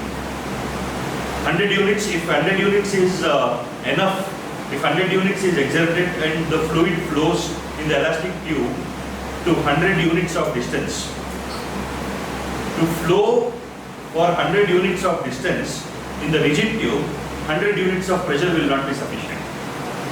Correct? You will have to give more pressure because there is pressure loss in the rigid tube. Same with blood vessels also. If the blood vessels are elastic, blood vessels have elasticity because of the muscles. If the blood vessels are elastic, heart has to create a certain amount of pressure for the blood to flow. If the blood vessels become rigid, then for the blood to flow the same distance, heart will have to create a higher pressure. That is blood pressure. Are you understanding? Blood pressure is simply how much pressure should the heart create to overcome the resistance and ensure that blood is flowing. Correct? If the resistance is lesser, heart need not create a very high pressure. It will create whatever is required. If the resistance is more, heart has to create higher pressure to make the fluid keep circulating. Otherwise the fluid will stop, blood will stop flowing. If circulation stops, the person will die. So blood pressure is a protective mechanism. It is a force that will ensure circulation continues to happen. Everybody needs to have blood pressure. How much is the blood pressure is dependent on how much is the resistance offered by the system of blood vessels in the person. What will happen to resistance if the total length of the blood pressure is the pressure exerted by a column of blood on the wall of the arteries? What meaning it doesn't give you? It is simply resistance. Whatever is the resistance has to be overcome. Overcoming the resistance is for the purpose of ensuring circulation happens. Heart is given the task of creating that pressure. How hard the heart should pump, what should be the intensity of pumping, what should be the rate of pumping, all of that is determined by the master controller who is getting information from every part. Every part of the body is intelligent by itself, but coordination is brought about by the control room. Control room is the nervous system. Okay? That is the regulation of the heart, regulation of heart activity. If you are running, your muscles are working. How does the heart know that it has to pump more? The increased demand of oxygen in the muscles is sent to the brain. The brain identifies that. It sends a message to the vasomotor center in the medulla. Vasomotor center will send a message to the sympathetic nerves to the heart to increase heart rate. Sympathetic nerves are connected to the sinoatrial node. Sympathetic nerves are sending signals. Sinoatrial node is responding by producing impulses. AVN follows. Cardiac cycles will increase in number. Are you understanding? Yes or no? So however complex it appears, it's all very simple, it's all very logical. If you understand the logic of understanding life, you don't have to read. You look around, you try to find out why it is happening, what is the purpose. It will start evolving, it will start emerging. Answers will come out from yourself. Logic will give you answers. And you have to just correlate that logic with your books. Whether what you understood, what you thought about it is right or wrong. That's all.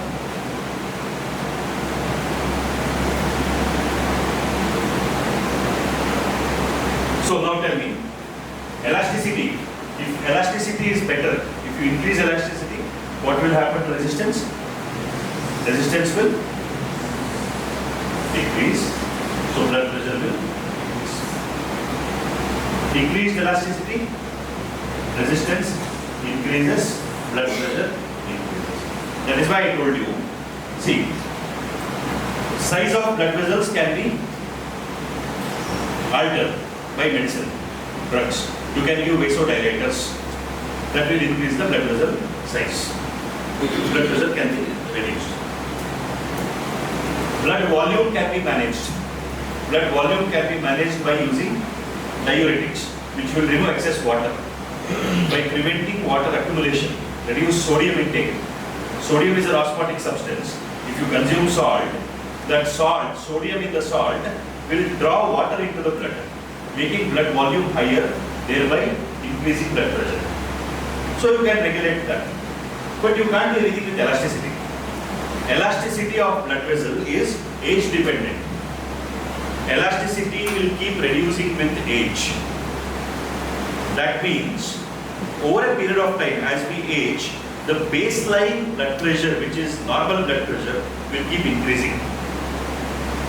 So for a 60-year-old man, 140 systolic blood pressure can be considered to be normal. You will not have 120/80 for a 60-year-old man because the baseline elasticity has gone down. The blood vessels are becoming rigid. Increasing resistance, blood pressure increases because of that. Alright. Blood volume. If you increase the volume, what will happen to resistance? If you increase blood volume, what will happen to resistance? Increase or decrease? Increase or decrease? Increase blood volume, resistance. Come on. What will happen to resistance? Think about fluid only again. If you want to pump more water through the pipe in the same time, for the same distance, do you have to exert more pressure or less pressure or same pressure? More pressure. So increase in the volume of blood increases resistance. Decrease in the volume of blood, decreases resistance, blood pressure falls. You should not apply the inverse relationship between pressure and volume. Pressure volume relationship is for the tube, not for the fluid. Increased volume of fluid increases pressure. Decreased volume of fluid decreases pressure. Inverse relationship is with the size of the tube.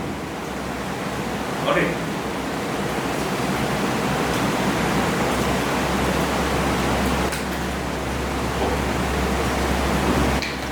Hypertension done.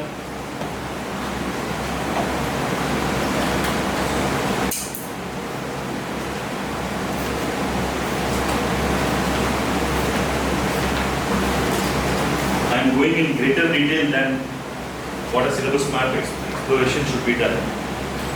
Let's see by the end of this week if we can complete all chapters 11th and 12th. A little bit of elaboration. That should give you good baseline understanding to do better in your tests. So by the time I come next, all of you should have touched 300, 400 months at least. Okay. Hypertension done. Coronary artery disease. Coronary artery is what? Coronary artery is the artery and its branches which supply the heart. Blockage in those arteries is what causes problem. Atherosclerosis, arteriosclerosis, you have to understand.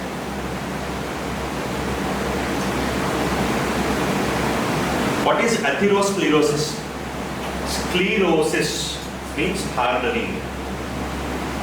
Atherosclerosis is hardening due to cholesterol deposits. Hardening due to cholesterol deposition. Now, if this is the blood vessel,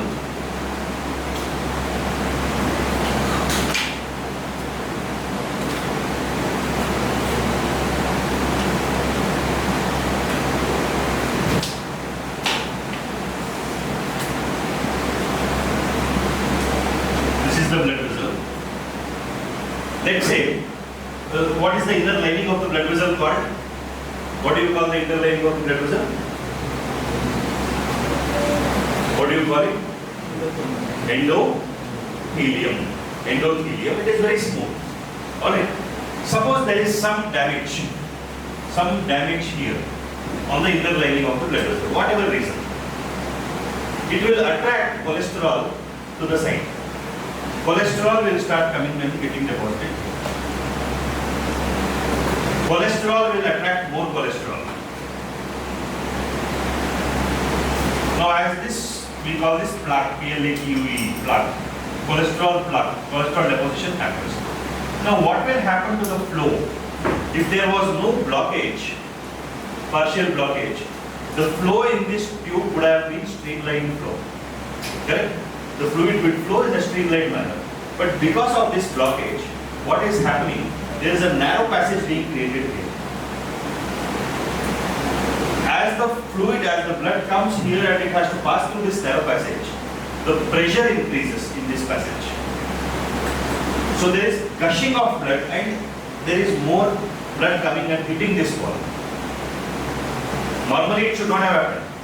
It should have just flown smoothly, streamlined manner. But because of this, blood flows here, pressure increases, and the blood comes and hits it at a further distance from this blockage, causing this particular region also to get damaged, leading to deposition there also. Are you understanding? Now when this continues and increases the pressure, blockage. Now this is supplying, let's say, a particular heart muscle. This is a blood vessel supplying a particular muscle of the heart, some region of the heart muscle. Now the conserve.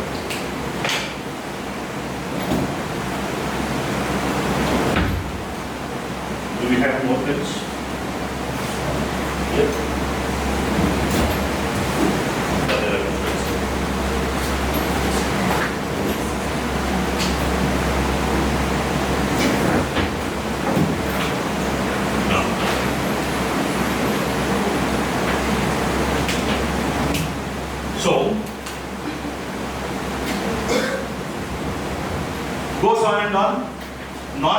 conditions, the person will not even realize.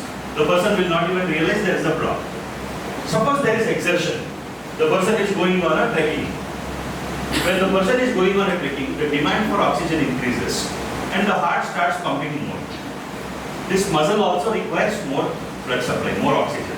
But because of the block, partial block, the demand for oxygen cannot be met by the obstructed blood flow. So this particular heart muscle will go into anaerobic respiration leading to accumulation of lactic acid. That will be interpreted as pain, chest pain. Angina pectoris. Angina is pain. Pectoris is a reference to the pectoral region, chest. Chest pain is referred to as angina pectoris. It is the cry of the dying heart. It is not yet dead. It is giving signal that there is some block somewhere. And this will happen when there is work being done. The person develops a heart, the pain, chest pain. He will sit down, relax for a while. Pain subsides and it moves on. Because demand is reduced, supply would be enough to maintain the reduced demand. Now when that signal comes, the person has to go and get evaluated. What will the doctors do? An angiogram would be done. Angiogram. Alright? What will be done? Through the femoral artery. Femoral artery. Femoral artery is a branch of abdominal aorta. It is a branch of aorta. Take an incision in the femoral artery, send a tube, angiogram tube, upwards in the aorta, go in the arch of aorta. If you follow the aorta, where will you reach? You will reach the left ventricle. If you follow the aorta backwards, you will reach the left ventricle. Next to the aorta is the opening of the carotid artery. So as you reach the left ventricle, you will bend the tube, send this tube into the carotid artery. Once it enters the carotid artery, this tube is a patent tube. You will inject a dye into the carotid artery. A dye is injected into the carotid artery. Simultaneously, multiple images are taken. Multiple images are taken in the angiogram, you call it as cath lab, catheterization lab. In the cath lab, multiple X-ray images are taken. This is a radio opaque dye, meaning what? Wherever the dye is passing, it will block the X-rays. If there is a blockage, it will be allowing the X-rays to pass, making it lighter. Alright. So, you will reconstruct the software, the system in the angiogram system will reconstruct the entire coronary pathway. Coronary artery, its branches and all, from coronary artery to coronary sinus. So it will reconstruct, showing you the branches of the artery and all. Wherever there is a block, it will be identified. So once you identify the blockage, the next thing that you will do is, if the block is big enough to be acted upon, you will do the same thing, but with the corrective device. You call it angioplasty. Angiography or angiogram is a diagnostic tool to identify where the block is. Angioplasty is a repair mechanism. It is a corrective measure. Process is the same. You will send a tube with a camera and a light source at the tip now. You will have a camera, a light source and a balloon at the tip. You will go, reach the place where there is blockage, position the balloon at the site of the blockage. Balloon will be like a cycle tube. It will be like a cycle tube, but flatter. It will not bulge out big. It will become like a flat, inflated tube. Position the balloon near the blockage. Inflate the balloon, so it pushes the blockage and makes the blood vessel open again. Take it out. Correction, angioplasty done. So to identify blockages in the heart, what do you do? Blockages in the coronary arteries, what do you do? Angiogram. To correct it, what do you do? Angioplasty. If you are using balloon, it is called balloon angioplasty. Understood? Balloon angioplasty. So coronary artery disease means diseases which leads to blockage in the coronary artery. Now consider this. This block continues. It will not stop.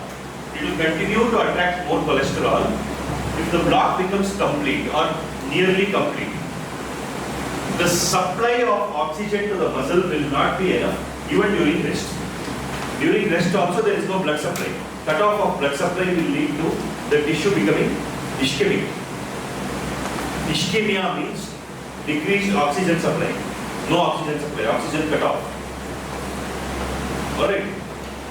Ischemia eventually leads to infarction. Infarction means death. Heart attack is common reference to myocardial infarction. MI. Myocardial infarction. Why does it happen? Blood supply to that particular heart muscle is cut off, leading to the heart muscle dying because of no oxygen supply. That is a heart attack. Can happen anytime. It is not necessary that it should happen during work only. Angina pectoris will happen during work. When the person is doing something, chest pain comes. That is a signal. Myocardial infarction is because of the heart muscle dying. Death of the person does not happen because of that. If I put a rubber band to my finger, at the base of the finger. If I put a rubber band at the base of my finger, what will happen to the finger? Have you done this? You might have done this in your childhood. You put a rubber band, blood supply is cut off. So what will happen to the finger? It will swell up, swelling happens, then it turns blue, it starts becoming numb, you will start developing tingling sensation, you will not feel it. If you will let it be like that, the finger will die. It will become gangrenous and die.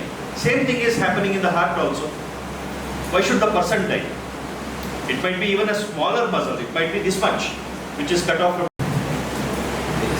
Excretory products are all basically metabolic wastes. When different nutrients are metabolized and then there are different chemical reactions happening in the body, a lot of chemicals that are produced needs to be eliminated because they would be harmful for normal metabolism in the body. So those metabolic wastes have to be eliminated. Where are these wastes produced? The wastes are produced within the cells. They have to be thrown out into the thrown outside of the body. What do the cells have access to? The cells have access to the tissue space. So that the wastes are put into the tissue space, they are drained into the lymphatic fluid and then put into the blood. So blood has all these wastes circulating in that. Metabolic wastes have their exit into the blood. What means are there for elimination of metabolic wastes? What are all the routes by which we can eliminate metabolic wastes? One, the food wastes. The digestive wastes are eliminated by digestion. It's the tube which has entry and exit points. You have connection to this tube also for the other parts of the body. Through the blood you can push some waste into this tube also, but you cannot consider the digestive tube as the main mechanism of eliminating metabolic wastes. You cannot eliminate all the metabolic waste by that tube. Correct? You need mechanism of detoxifying wastes. Some wastes can be very toxic to the body. It can lead to damaging consequences for the cells. So some mechanism to detoxify and some mechanism to efficiently eliminate wastes that are present throughout the body. So what the evolution has done to the body is, liver has been created. Liver has evolved, we should not say created. Liver has evolved to take care of detoxification, making the metabolic waste safer for elimination. And blood is blood has evolved to be the means of receiving and carrying these wastes throughout the body. It carries the waste throughout the body. Kidneys have developed, kidneys or excretory organs have developed, which has the capacity to remove these wastes from the blood. So blood, as you all know, keeps moving in the blood, in the circulatory system, in the blood vessels continuously. It doesn't stop anywhere. It doesn't stop anywhere, it keeps flowing. Based on where it goes and interacts with whichever organ, certain functions happen. When blood is going around the the digestive system, there is picking up of nutrients. That also we should not say, because the nutrients are picked into the space around the intestines, which are picked up by the lymphatics. Lymphatics will deliver it to the bloodstream. Lymphatics will deliver the waste materials also to the bloodstream. Drainage. Direct entry and exit, direct exchange is not happening with the blood of anything. For the sake of ease of understanding, for the sake of discussion, we will say blood. Blood is receiving all the waste from all parts of the body. Blood is circulating everywhere. Likewise, when the blood goes into the kidneys, kidneys have the design to remove wastes. So by that design, the wastes are removed. All that is required is taken back. What cannot be taken back is waste, left back in the urine, thrown out as urine, diluted in water. Urine. Major component of the metabolic waste that we excrete are nitrogenous wastes. Wastes containing nitrogen, or wastes that are produced because of protein metabolism. The first waste product that is produced by protein metabolism or nitrogen metabolism is ammonia. Ammonia is gaseous. Ammonia is gaseous if it is produced by as itself. Very toxic to the cells. Animals which excrete ammonia are predominantly aquatic animals. Aquatic animals, they are present in loads of water. So you don't have to convert it into safer forms, which will require lesser amount of water to dilute. To excrete ammonia, you will need a lot of water. Water animals, aquatic animals are inside water only, so they can excrete directly ammonia. They can excrete ammonia. Terrestrial animals have ammonia getting converted to urea. Alright. Urea can get converted into uric acid. And there is another form that nitrogenous waste are produced is creatinine. Creatinine is also a nitrogenous waste. So these are all different forms of nitrogenous waste produced. Terrestrial animals, including human beings, we are talking human physiology, so we will talk about human beings. We convert the nitrogenous wastes into urea predominantly. And urea is eliminated in the urine.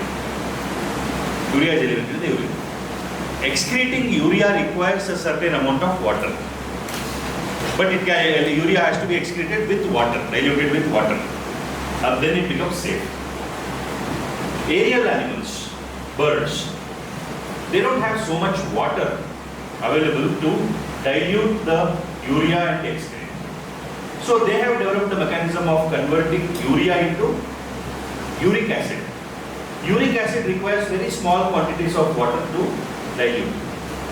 That is why the bird droppings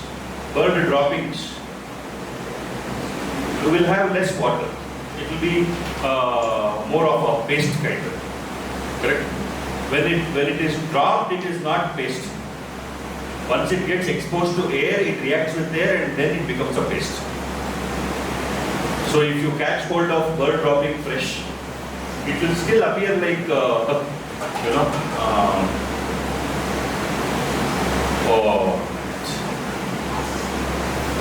I'm getting a analogy. Fresh bird dropping will appear like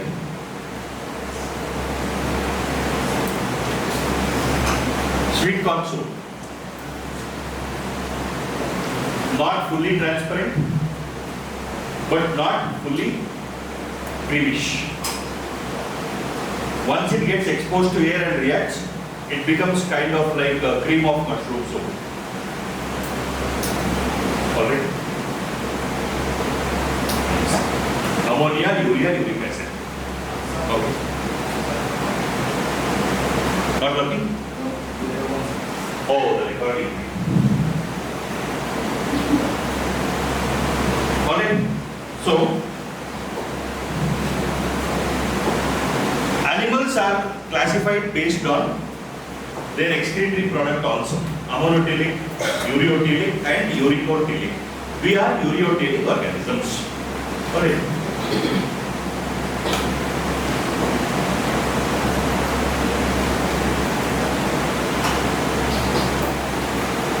Carbon dioxide, water, ions and some other waste products are eliminated via the medium of skin. Respiration also, lungs also act as excretory organ for certain things. Like alcohol can be excreted along with breath. It gets excreted into the lungs as well. That is why you detect alcohol content in the blood by checking the breath analysis. You show alcohol content in blood. Excretory structures. Protonephridia or flame cells are found in platyhelminthes platforms concerned with osmoregulation and excretion. Nephridia found in annelids like earthworms. Important. These excretory organs are important. Questions are direct in this one. Tubular excretory structures involved in osmoregulation and waste removal. Malpighian tubules found in cockroaches. Excretory structures for nitrogenous waste removal. Antennal glands, crustaceans like prawns. Excretion of waste. Then we have kidneys. Human excretory system is kidneys. All of these can be considered as different stages in the evolution of an excretory system. Different stages in the evolution of an excretory system. Initially, they are all cells which specialize to perform this osmoregulatory and excretory function. Gradually, they start forming clusters of cells, simple organs. Now, what we have, very advanced form of excretory system is the systemic form. It is an excretory system with multiple organs involved. So, what do we have in our excretory system? Kidneys, ureters, urinary bladder, and urethra. 4 components. We have discussed this kidney structure, the cortex and medulla, all those we have seen.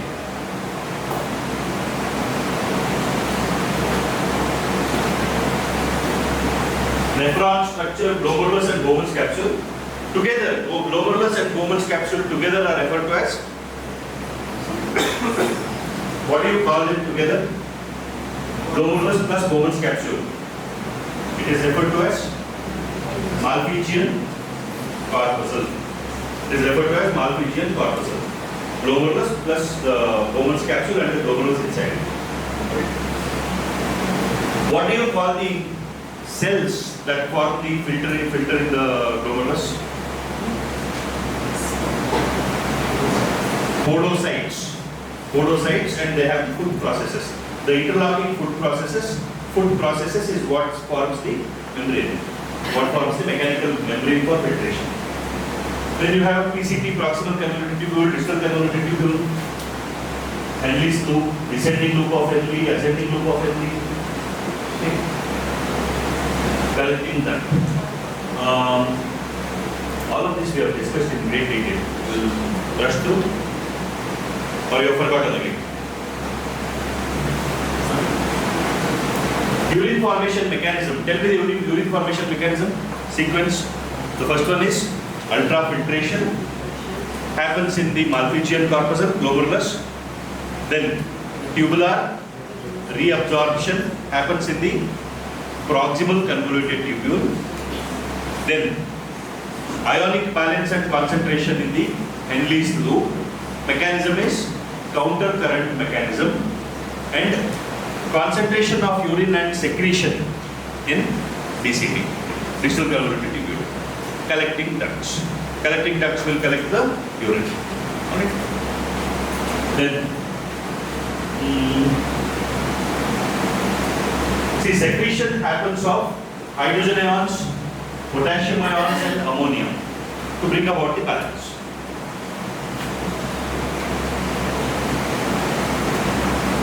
Counter current mechanism, loop of Henle generates osmolarity gradient for water reabsorption. The descending loop of Henle is permeable to water and impermeable to salts. Ascending loop of Henle is permeable to ions and impermeable to water. You have to remember this. Remember this as a logical sequence. In the PCT, there has been reabsorption of a lot of nutrients that has happened, lot of components of the ultrafiltrate, making the filtrate very dilute. So when it comes to the descending loop of Henle, ions are left as it is to create the osmotic pressure and the water is reabsorbed. So around the tubule also the osmolarity is balanced. Then while it comes to the ascending loop, there is already been concentration that has happened because of the reabsorption of water in the descending loop of Henle. Water is retained, ionic balance is brought about. If some ions need to be reabsorbed, it will be reabsorbed. And when it comes to the DCT, further balancing of ions, hydrogen ion, ammonia, potassium ions, if there is still imbalance, secretion of these ions also can happen, and further absorption of water.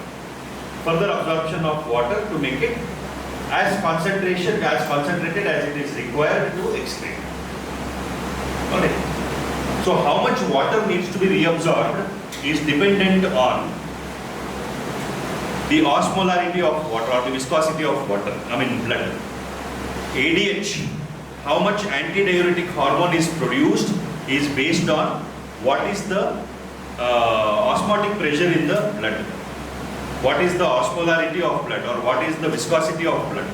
If the thickness of blood, volume of blood, all of that is appropriate, more water is allowed to be excreted. So there are two things to be balanced. One, how much water needs to be used for eliminating the wastes.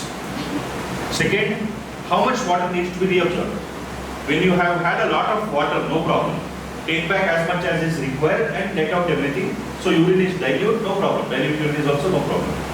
But if you have not had enough water, absorbing as much water as is required will make the urine concentrated, put you at the risk of damage of the urinary tract. Urinary tract might be damaged. Damaged urinary tract can lead to infections, can attract infections. So urinary tract infection is a risk if you are not drinking enough water. But if water is allowed to be excreted to make the urine safer, then enough water is not taken back into the blood, so blood circulation will get affected. In this situation, what do you want to choose? Do you want to ensure that the circulation is happening properly at the cost of urinary tract infection, or do you want to compromise circulation to protect the person from urinary tract infection? You have to choose one when water is available in lesser quantity. Circulation getting affected will affect the entire body, all the systems. So the body will choose to protect circulation, reabsorb as much water as possible and require to maintain circulation. Urine becomes concentrated. Burning micturition, burning urination happens because of concentrated urine. More acidic ions, if they are present, it leads to burning of the urinary tract. Alright?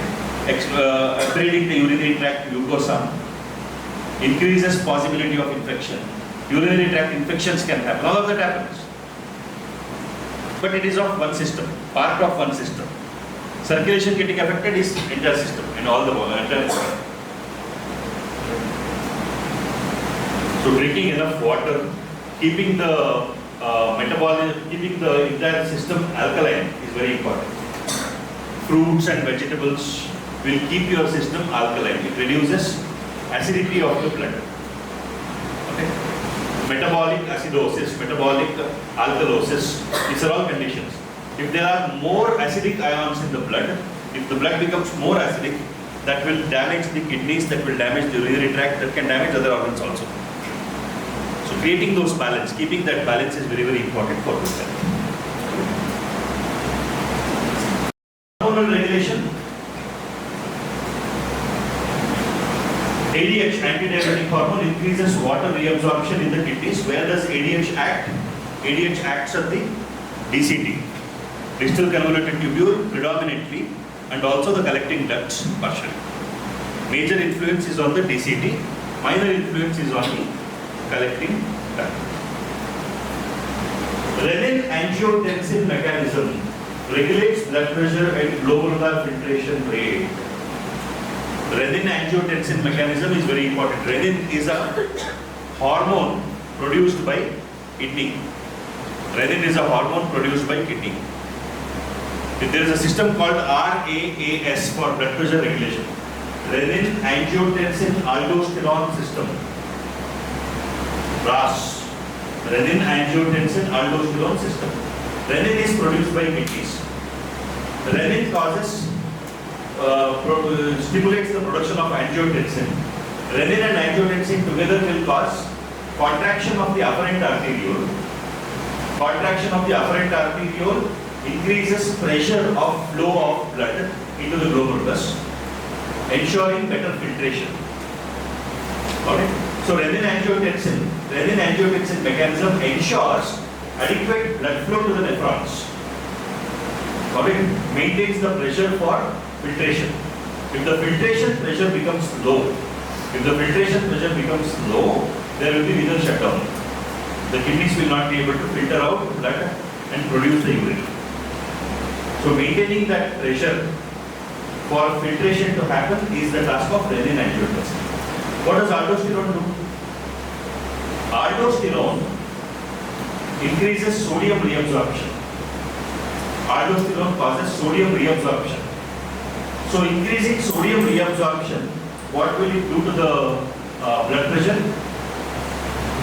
Blood pressure increases. Sodium is an osmotic substance. You will reabsorb more sodium. It will increase the osmotic pressure of blood, making the blood draw more water. Volume of blood increases. Blood pressure increases.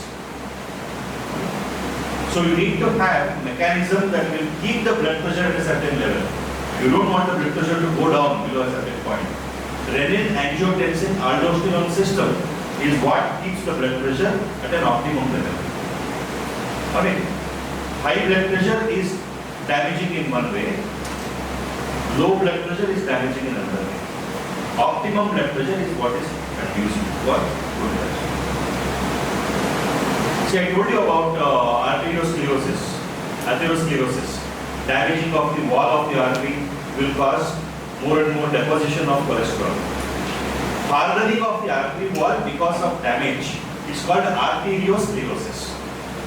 Hardening because of cholesterol deposit is called atherosclerosis. Okay. Will arteriosclerosis lead to atherosclerosis? Can arteriosclerosis lead to atherosclerosis? Hard, damaged blood vessel interior causing deposition of cholesterol. Can that happen? We saw that it happens. Can the reverse happen? Atherosclerosis leading to arteriosclerosis? That is also possible. We saw that, no? Disturbed blood flow because of obstruction causing damage to blood vessel wall in the subsequent portions. So high blood pressure can lead to coronary artery disease. Why? Constantly high blood pressure will exert more pressure on the blood vessels, increasing the chances of damage to the blood vessels. Yes or no? Who is getting exposed to the highest pressure among all the blood vessels in the body? Who is getting exposed to the highest blood pressure? Coronary arteries. Coronary arteries. They are getting blood directly from the left ventricle. Coronary artery is small. Another one which is getting blood from the left ventricle is aorta, which is a big pipeline. So aorta will not experience any damage just like that. By the time it reaches the distal parts of the arterial system, pressure would have come down. Coronary artery is experiencing the highest pressure. It is a small artery system. It is not big artery, small artery, supplying only the heart. The branches of the artery also are very narrow, smaller in size. So if they are continuously being exposed to high pressure, the chances of these arteries getting damaged is high. Damaged arteries will attract cholesterol. So hypertension can lead to heart disease because of this. How long can you take pressure? Someday you will break down. Right? literally also, and emotionally, psychologically. If you are constantly under pressure, someday you will break down, you will feel exhausted. So whatever you want. You are all people with high tolerance to intensity. And you are training yourself also to go through the intensity of this program. Because you have decided to go through. Not everybody can go through what you are going through. What you are practicing every day is something which a very small fraction of the population can do. So in your routine, you are already among the 1% of the population. 1%. Less than 1% of the population. So you are doing that which only less than 1% of the population are capable of doing. Okay? So this in itself will do a lot of good. If any of you have civil services aspirations, this routine and the practice that you will be having for these many days, the reassurance of your ability to go through this kind of routine to your mind will make your mind work towards success in civil services. But if you get into civil services, you become IAS, IPS, get into the government, you should remember.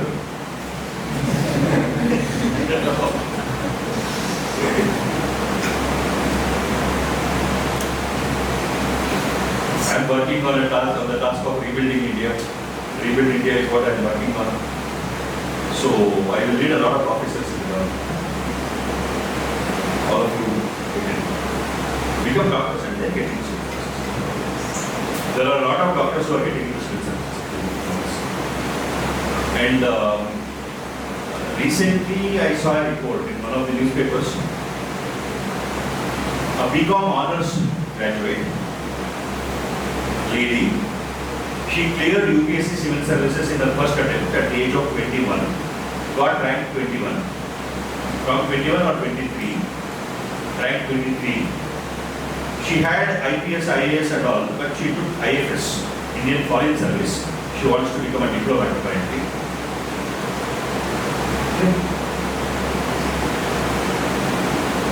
At the age of 21, she cleared it. 21 is the eligibility age criteria.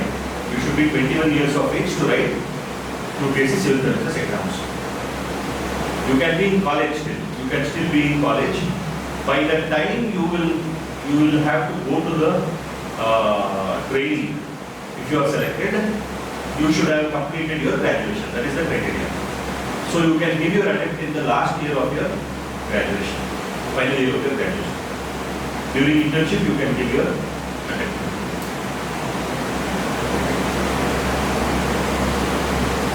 By assumption, I am assuming that you will be doing internship. Dream big. Don't have small aspirations. Stay happy, but become big. Who has a voice? Who has a voice? Everybody speaks, but in the social system, within the system, only people with two vocal cords have voice. All of us have two vocal. We have four vocal cords. Sir, what are you talking? What are these two vocal cords? One vocal cord. To have voice in public, you need to have two vocal cords. One is money, money power. By right means, you should earn a lot of money. You should become wealthy. Good people becoming wealthy is good for the society. Is good for the country. Bad people becoming wealthy is bad for the country. Bad for the society. So all good people become wealthy. First vocal cord is money. The second vocal cord is muscle, not muscle. Muscle in terms of power. You need to have money, and you need money, power, and power of positions. You need to reach positions. You need to strive and aspire to reach good positions. You should not be dismissive about it. Don't be dismissive about money. Don't be dismissive about power. Want it, seek it, feel good about it. Don't criticize people who have money. He has so much money, he should have done something wrong. Then your mind will keep telling itself that to earn a lot of money, you have to do something wrong. I am a good person, I will not go wrong. So by inference, I will not make money. Mind will accept it and say, I will not let you make money. Anyways. Regulation, blood pressure. See, there is always a balance in the body. There is always a duality. If something is working to increase a particular mechanism, there is something working to decrease it. That brings about balance. That brings about balance. So renin-angiotensin-aldosterone system is working to increase blood pressure. You have heart-dependent systems, hormones to decrease blood pressure. Okay. ADH is also working to increase blood pressure. If you notice, there are so many hormones and so many chemicals working to increase blood pressure. Decreasing blood pressure is regulated by regulating the water absorption and sodium absorption. Water and sodium excretion is regulated by the kidney to reduce blood pressure. But you have mechanisms to increase blood pressure. Inbuilt mechanisms to increase blood pressure, which is working continuously to ensure blood pressure is maintained at a particular level. Renin-angiotensin-aldosterone system, antidiuretic hormone, these are all working. And atrial natriuretic peptide is a counter to aldosterone. Aldosterone needs a counter. No, aldosterone brings about sodium reabsorption. Somebody should do the reverse of it. Who does the reverse of it? ANP, atrial natriuretic peptide. It is a peptide hormone produced by the atrium of the heart. Heart also produces a hormone. Atrial natriuretic peptide. Alright, that will act on the nephrons and will increase with one other neuron and goes on till its interaction with the 100 billion neurons.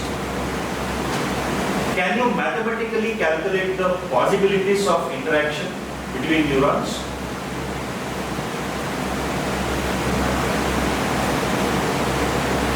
It is permutation or combination?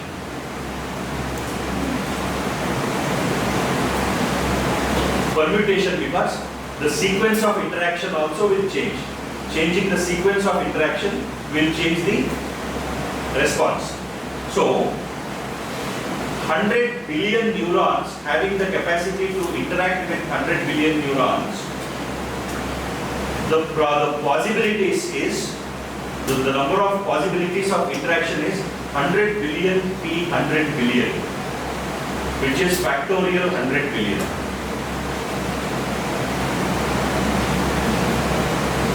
That is what this is. Your nervous system has the mutual interaction possibilities in the size of 100 factorial 100 billion. Factorial 100 billion is start from 100 billion, go up to 1 with multiplication function between every two numbers. 100 billion into 999,999,999 into the next number, into the next number, into the next number, go up to 1. What computational possibilities we have created? I don't know what is the capacity of our computational mechanism that we have created. Humans, supercomputers, how much it can compute, I don't know. But I definitely know factorial 100 billion is a very big number. I don't know what that number is. We need to find out if our supercomputers can find out what the number is. Is there a name given to such a big number? I don't know. So you see the possibilities. And add to that, every single cell is sending signals. Every cell has mechanisms of sending signals. We have 100 trillion cells in the body. 100 trillion cells are there in the body. Each of the cell is intelligent. Each of the cells know what it is doing. There are about 20,000 identified genes. There are about 20,000 identified genes in the Human Genome Project. 20,000 genes have been identified, meaning every cell is capable of producing 20,000 different proteins, which a different combination will facilitate so many chemical reactions. There are 100 trillion cells. Every cell is doing what it is supposed to do. Every cell is sending signal about what it is doing. Feedback to the brain, feedback to the surroundings. Every cell is getting instruction on what it is supposed to do. And every cell is responding to changes happening in its surroundings and in the entire body.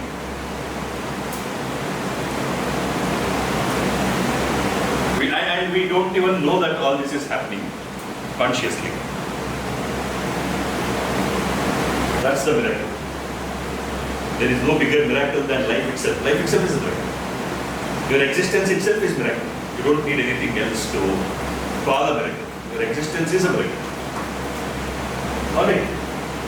Micturition process, micturition reflex, involuntary reflex for urination controlled by CNS. It is a central nervous system thing. There are pressure sensors, there are pressure receptors in the urinary bladder. When the pressure receptors are activated because of the stretching of the urinary bladder, micturition reflex is initiated. The urge for micturition is initiated. Once you voluntarily allow it, the micturition reflex will lead to the elimination, excretion of urine from the urinary bladder via the urethra.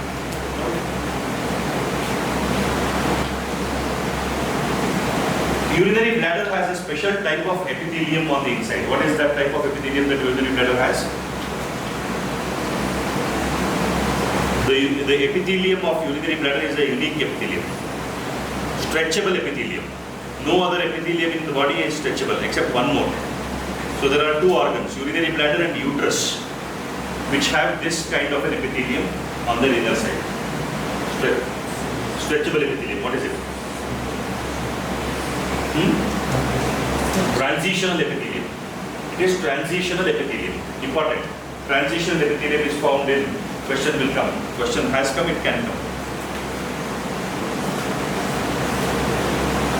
Exceptions, deviations, out of the normal, these are all things that you have to remember clearly, consciously you have to remember. Everything is similar, but what comes after that is a potential question. Okay. All of these follow the same principles except something else, that is a potential question. So identifying the deviant from the normal, identifying the extraordinary from the ordinary, exceptions from compliances is important. Those are all very, very conducive things for questions, because generally if you know all of these behave the same way except this.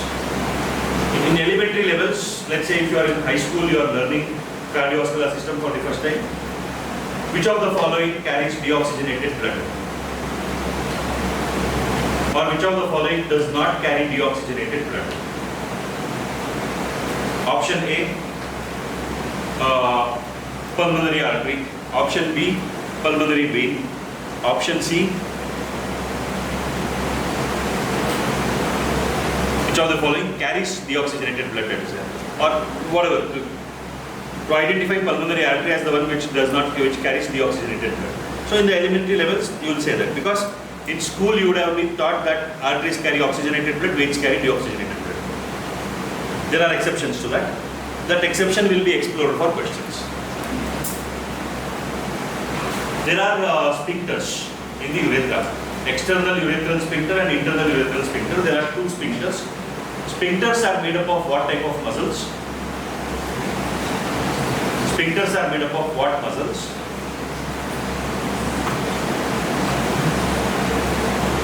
Skeletal muscles or smooth muscles?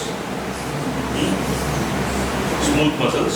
Sphincters are made up of smooth muscles. What is the alignment of these sphincters? Structurally they are circularly arranged smooth muscles. Circularly arranged smooth muscles. Around the tube they are arranged. So when they contract, it will close the tube very, very tightly. Their job is to open and close the tubes. Role of other organs in excretion. Lungs, excretion of carbon dioxide and water. removes gaseous waste and water vapor. Liver secretes bile, excretes bile pigments, cholesterol and drugs. Why drugs? The liver is the site of metabolism of so many chemicals. Liver is called the metabolic factory of the body. So whatever we take in through the portal system enters the liver first before it goes into the heart. Through the portal system, whatever is absorbed from the intestines enters the liver. Liver will process it first to eliminate anything that is harmful before it gets into general circulation, after it goes to the heart. Okay. So drug metabolism, liver does it. Bile is like a vehicle. Bile is a vehicle for removing all the things that the liver wants to remove by itself. Everything is not being pushed to the kidneys. Alright, liver is also doing its job. So in bile, bilirubin is produced as a byproduct of heme metabolism. You should know that. Okay. There are bile pigments. See, in urine you will look for bile pigments and bile salts. What are bile salts? Bile pigments, what are the bile pigments? There are two bile pigments, bilirubin and biliverdin. Bile salts are also present in the urine. Okay. Do we find bile salts in blood serum? In serum we don't find bile salts, in serum we will find bilirubin. Skin, sweat glands, eliminate sodium chloride, urea and water through sweat. Disorders of the excretory system, uremia, accumulation of urea in the blood can lead to kidney failure and requires dialysis. See, uremia, accumulation of urea in the blood can be because of excessive production of urea or faulty excretion of urea. Excessive urea production will be a strain on the kidneys. So kidney damage can happen because of excessive urea. Excessive urea can be because of kidney damage only. Kidneys might be damaged, kidneys might be less functional, leading to accumulation of urea. So when there is uremia, when you find urea being higher in concentration in the blood, you have to check for both. Is there any liver disease or is there any kidney disease or both? Treat it accordingly. Renal calculi, formation of kidney stones. It is the crystallization of salts, usually oxalates within the kidneys. See, kidney, the urine that is being produced by the kidneys has a lot of dissolved salts in it. Correct? Regular table salt solution, you mix table salt in water and allow the glass of water, which salt water, to stay. You let it undisturbed for many hours. What will happen? Even in that, the salt will start settling down. Correct? It will start settling down. In kidneys, what happens? There are oxalate salts, there are calcium salts. If there is not enough water to keep this diluted and eliminate, the salts have a tendency to crystallize, precipitate. Precipitated salts over a period of time will crystallize, becomes hard. When they become hard, every attempt to push that will cause abrasion of the surface of the kidney inside. It will rub against the inner surface of the kidney. Terrible pain is initiated because there are very, very sensitive receptors in the internal organs. Any small disturbance in the pressure or stretching, all of that will lead to pain. Pain will be initiated. As long as the stones are in the kidney, the pain will not be so much if they are small stones. Only bigger stones in the kidney will cause pain. Smaller stones don't cause pain when they are in the kidney. They are pushed into the ureter. There is a narrow portion at the lower end of the ureter where it is meeting the urinary bladder. That is called vesico-ureteric junction. The junction between the vesicle is the bladder, and the ureter. That junction is narrow. The diameter of the junction is about 8 millimeter. Meaning what? Any stone which is lesser than 8 millimeter in size, in its biggest dimension. This tube is a circular tube. Stone need not be exactly a circle, no. So any stone in its biggest dimension, if it is less than 8 millimeter, it should pass this junction and come to the urinary bladder. Urethra is bigger than 8 millimeter. So it will pass off in the urethra also. Mild pain might be experienced when it is passing. Or pain might be experienced. Severe pain also might be experienced when it is passing. But smaller stones should be able to pass. Stones bigger than 8 millimeter in size, they will be pushed out of the kidney, but they will get stuck up in the ureter. They cannot enter the urinary bladder because the passage through which it has to pass is smaller than the size of the stone. It will not be able to pass. What happens now? Urine is also being produced. Kidney is pushing urine also. There is a stone blocking it. Ureter gets filled up with urine. Kidneys are not able to, there is back pressure created on the kidney. The back pressure created on the kidney will increase the counter pressure for filtration. The glomerular filtration is happening at a particular pressure. The urine that is getting stagnated is creating counter pressure. So the pressure for glomerular filtration is not sufficient to create further filtration. Renal failure will happen. Acute renal failure can happen. It will not go there most of the times because when there is stretch of the ureter, because of the stone obstructing the ureter or urine getting accumulated, it will lead to terrible pain. And in that pain, a person goes to the hospital, it will be treated. But renal stones, obstructed renal stone in the ureter can lead to back pressure, leading to renal failure. Stones can be one of the causes of renal failure. You need to be aware of that. What do you do if there is a stone?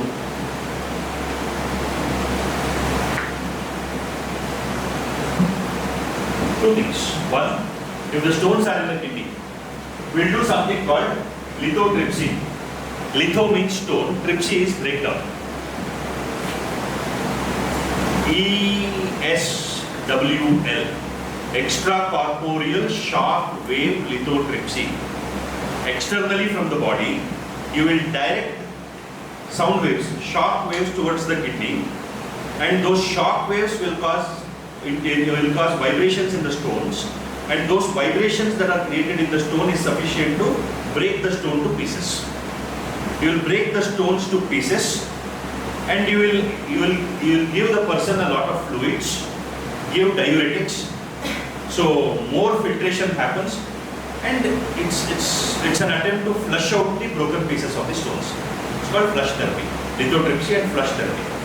If the stone is small, not in the kidney, if it's a small stone that can pass the ureter, but it is stuck up in some part of the ureter, give flush therapy. Give a lot of fluids and diuretics, the stone will get flushed out. Pain will be there. Pain will be managed by painkillers, but flushing out of the stone is possible. If that is also not possible, then go via urethra. Pass a tube via urethra. The tube will have a basket. It's ultrasound guided. There is a light source and a camera also at the tip of the tube. You will go search for stones. You can do this up to neck of the bladder and even the ureter. You can go up to the ureters. You will go find for stones. Go to the stone, near the stone, pull a string. The basket opens, vacuum suction, catch hold of the stone, continue doing it, gather all the stones, come out. Tube.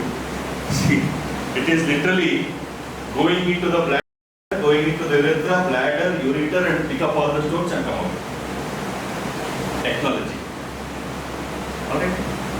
And nothing works surgically, you can. Renal stones are treated very effectively nowadays. There are a lot of non-invasive techniques to treat it. But why do renal stones happen? You don't drink enough water. continuously acidic urine production, acidic urine. You eat a lot of spicy food, oily foods. You eat a lot of foods that will increase acidity in the metabolic process. Lack of alkalinity in the blood. We need to balance always. Acidic foods and alkaline foods. Fruits and vegetables are all alkaline foods.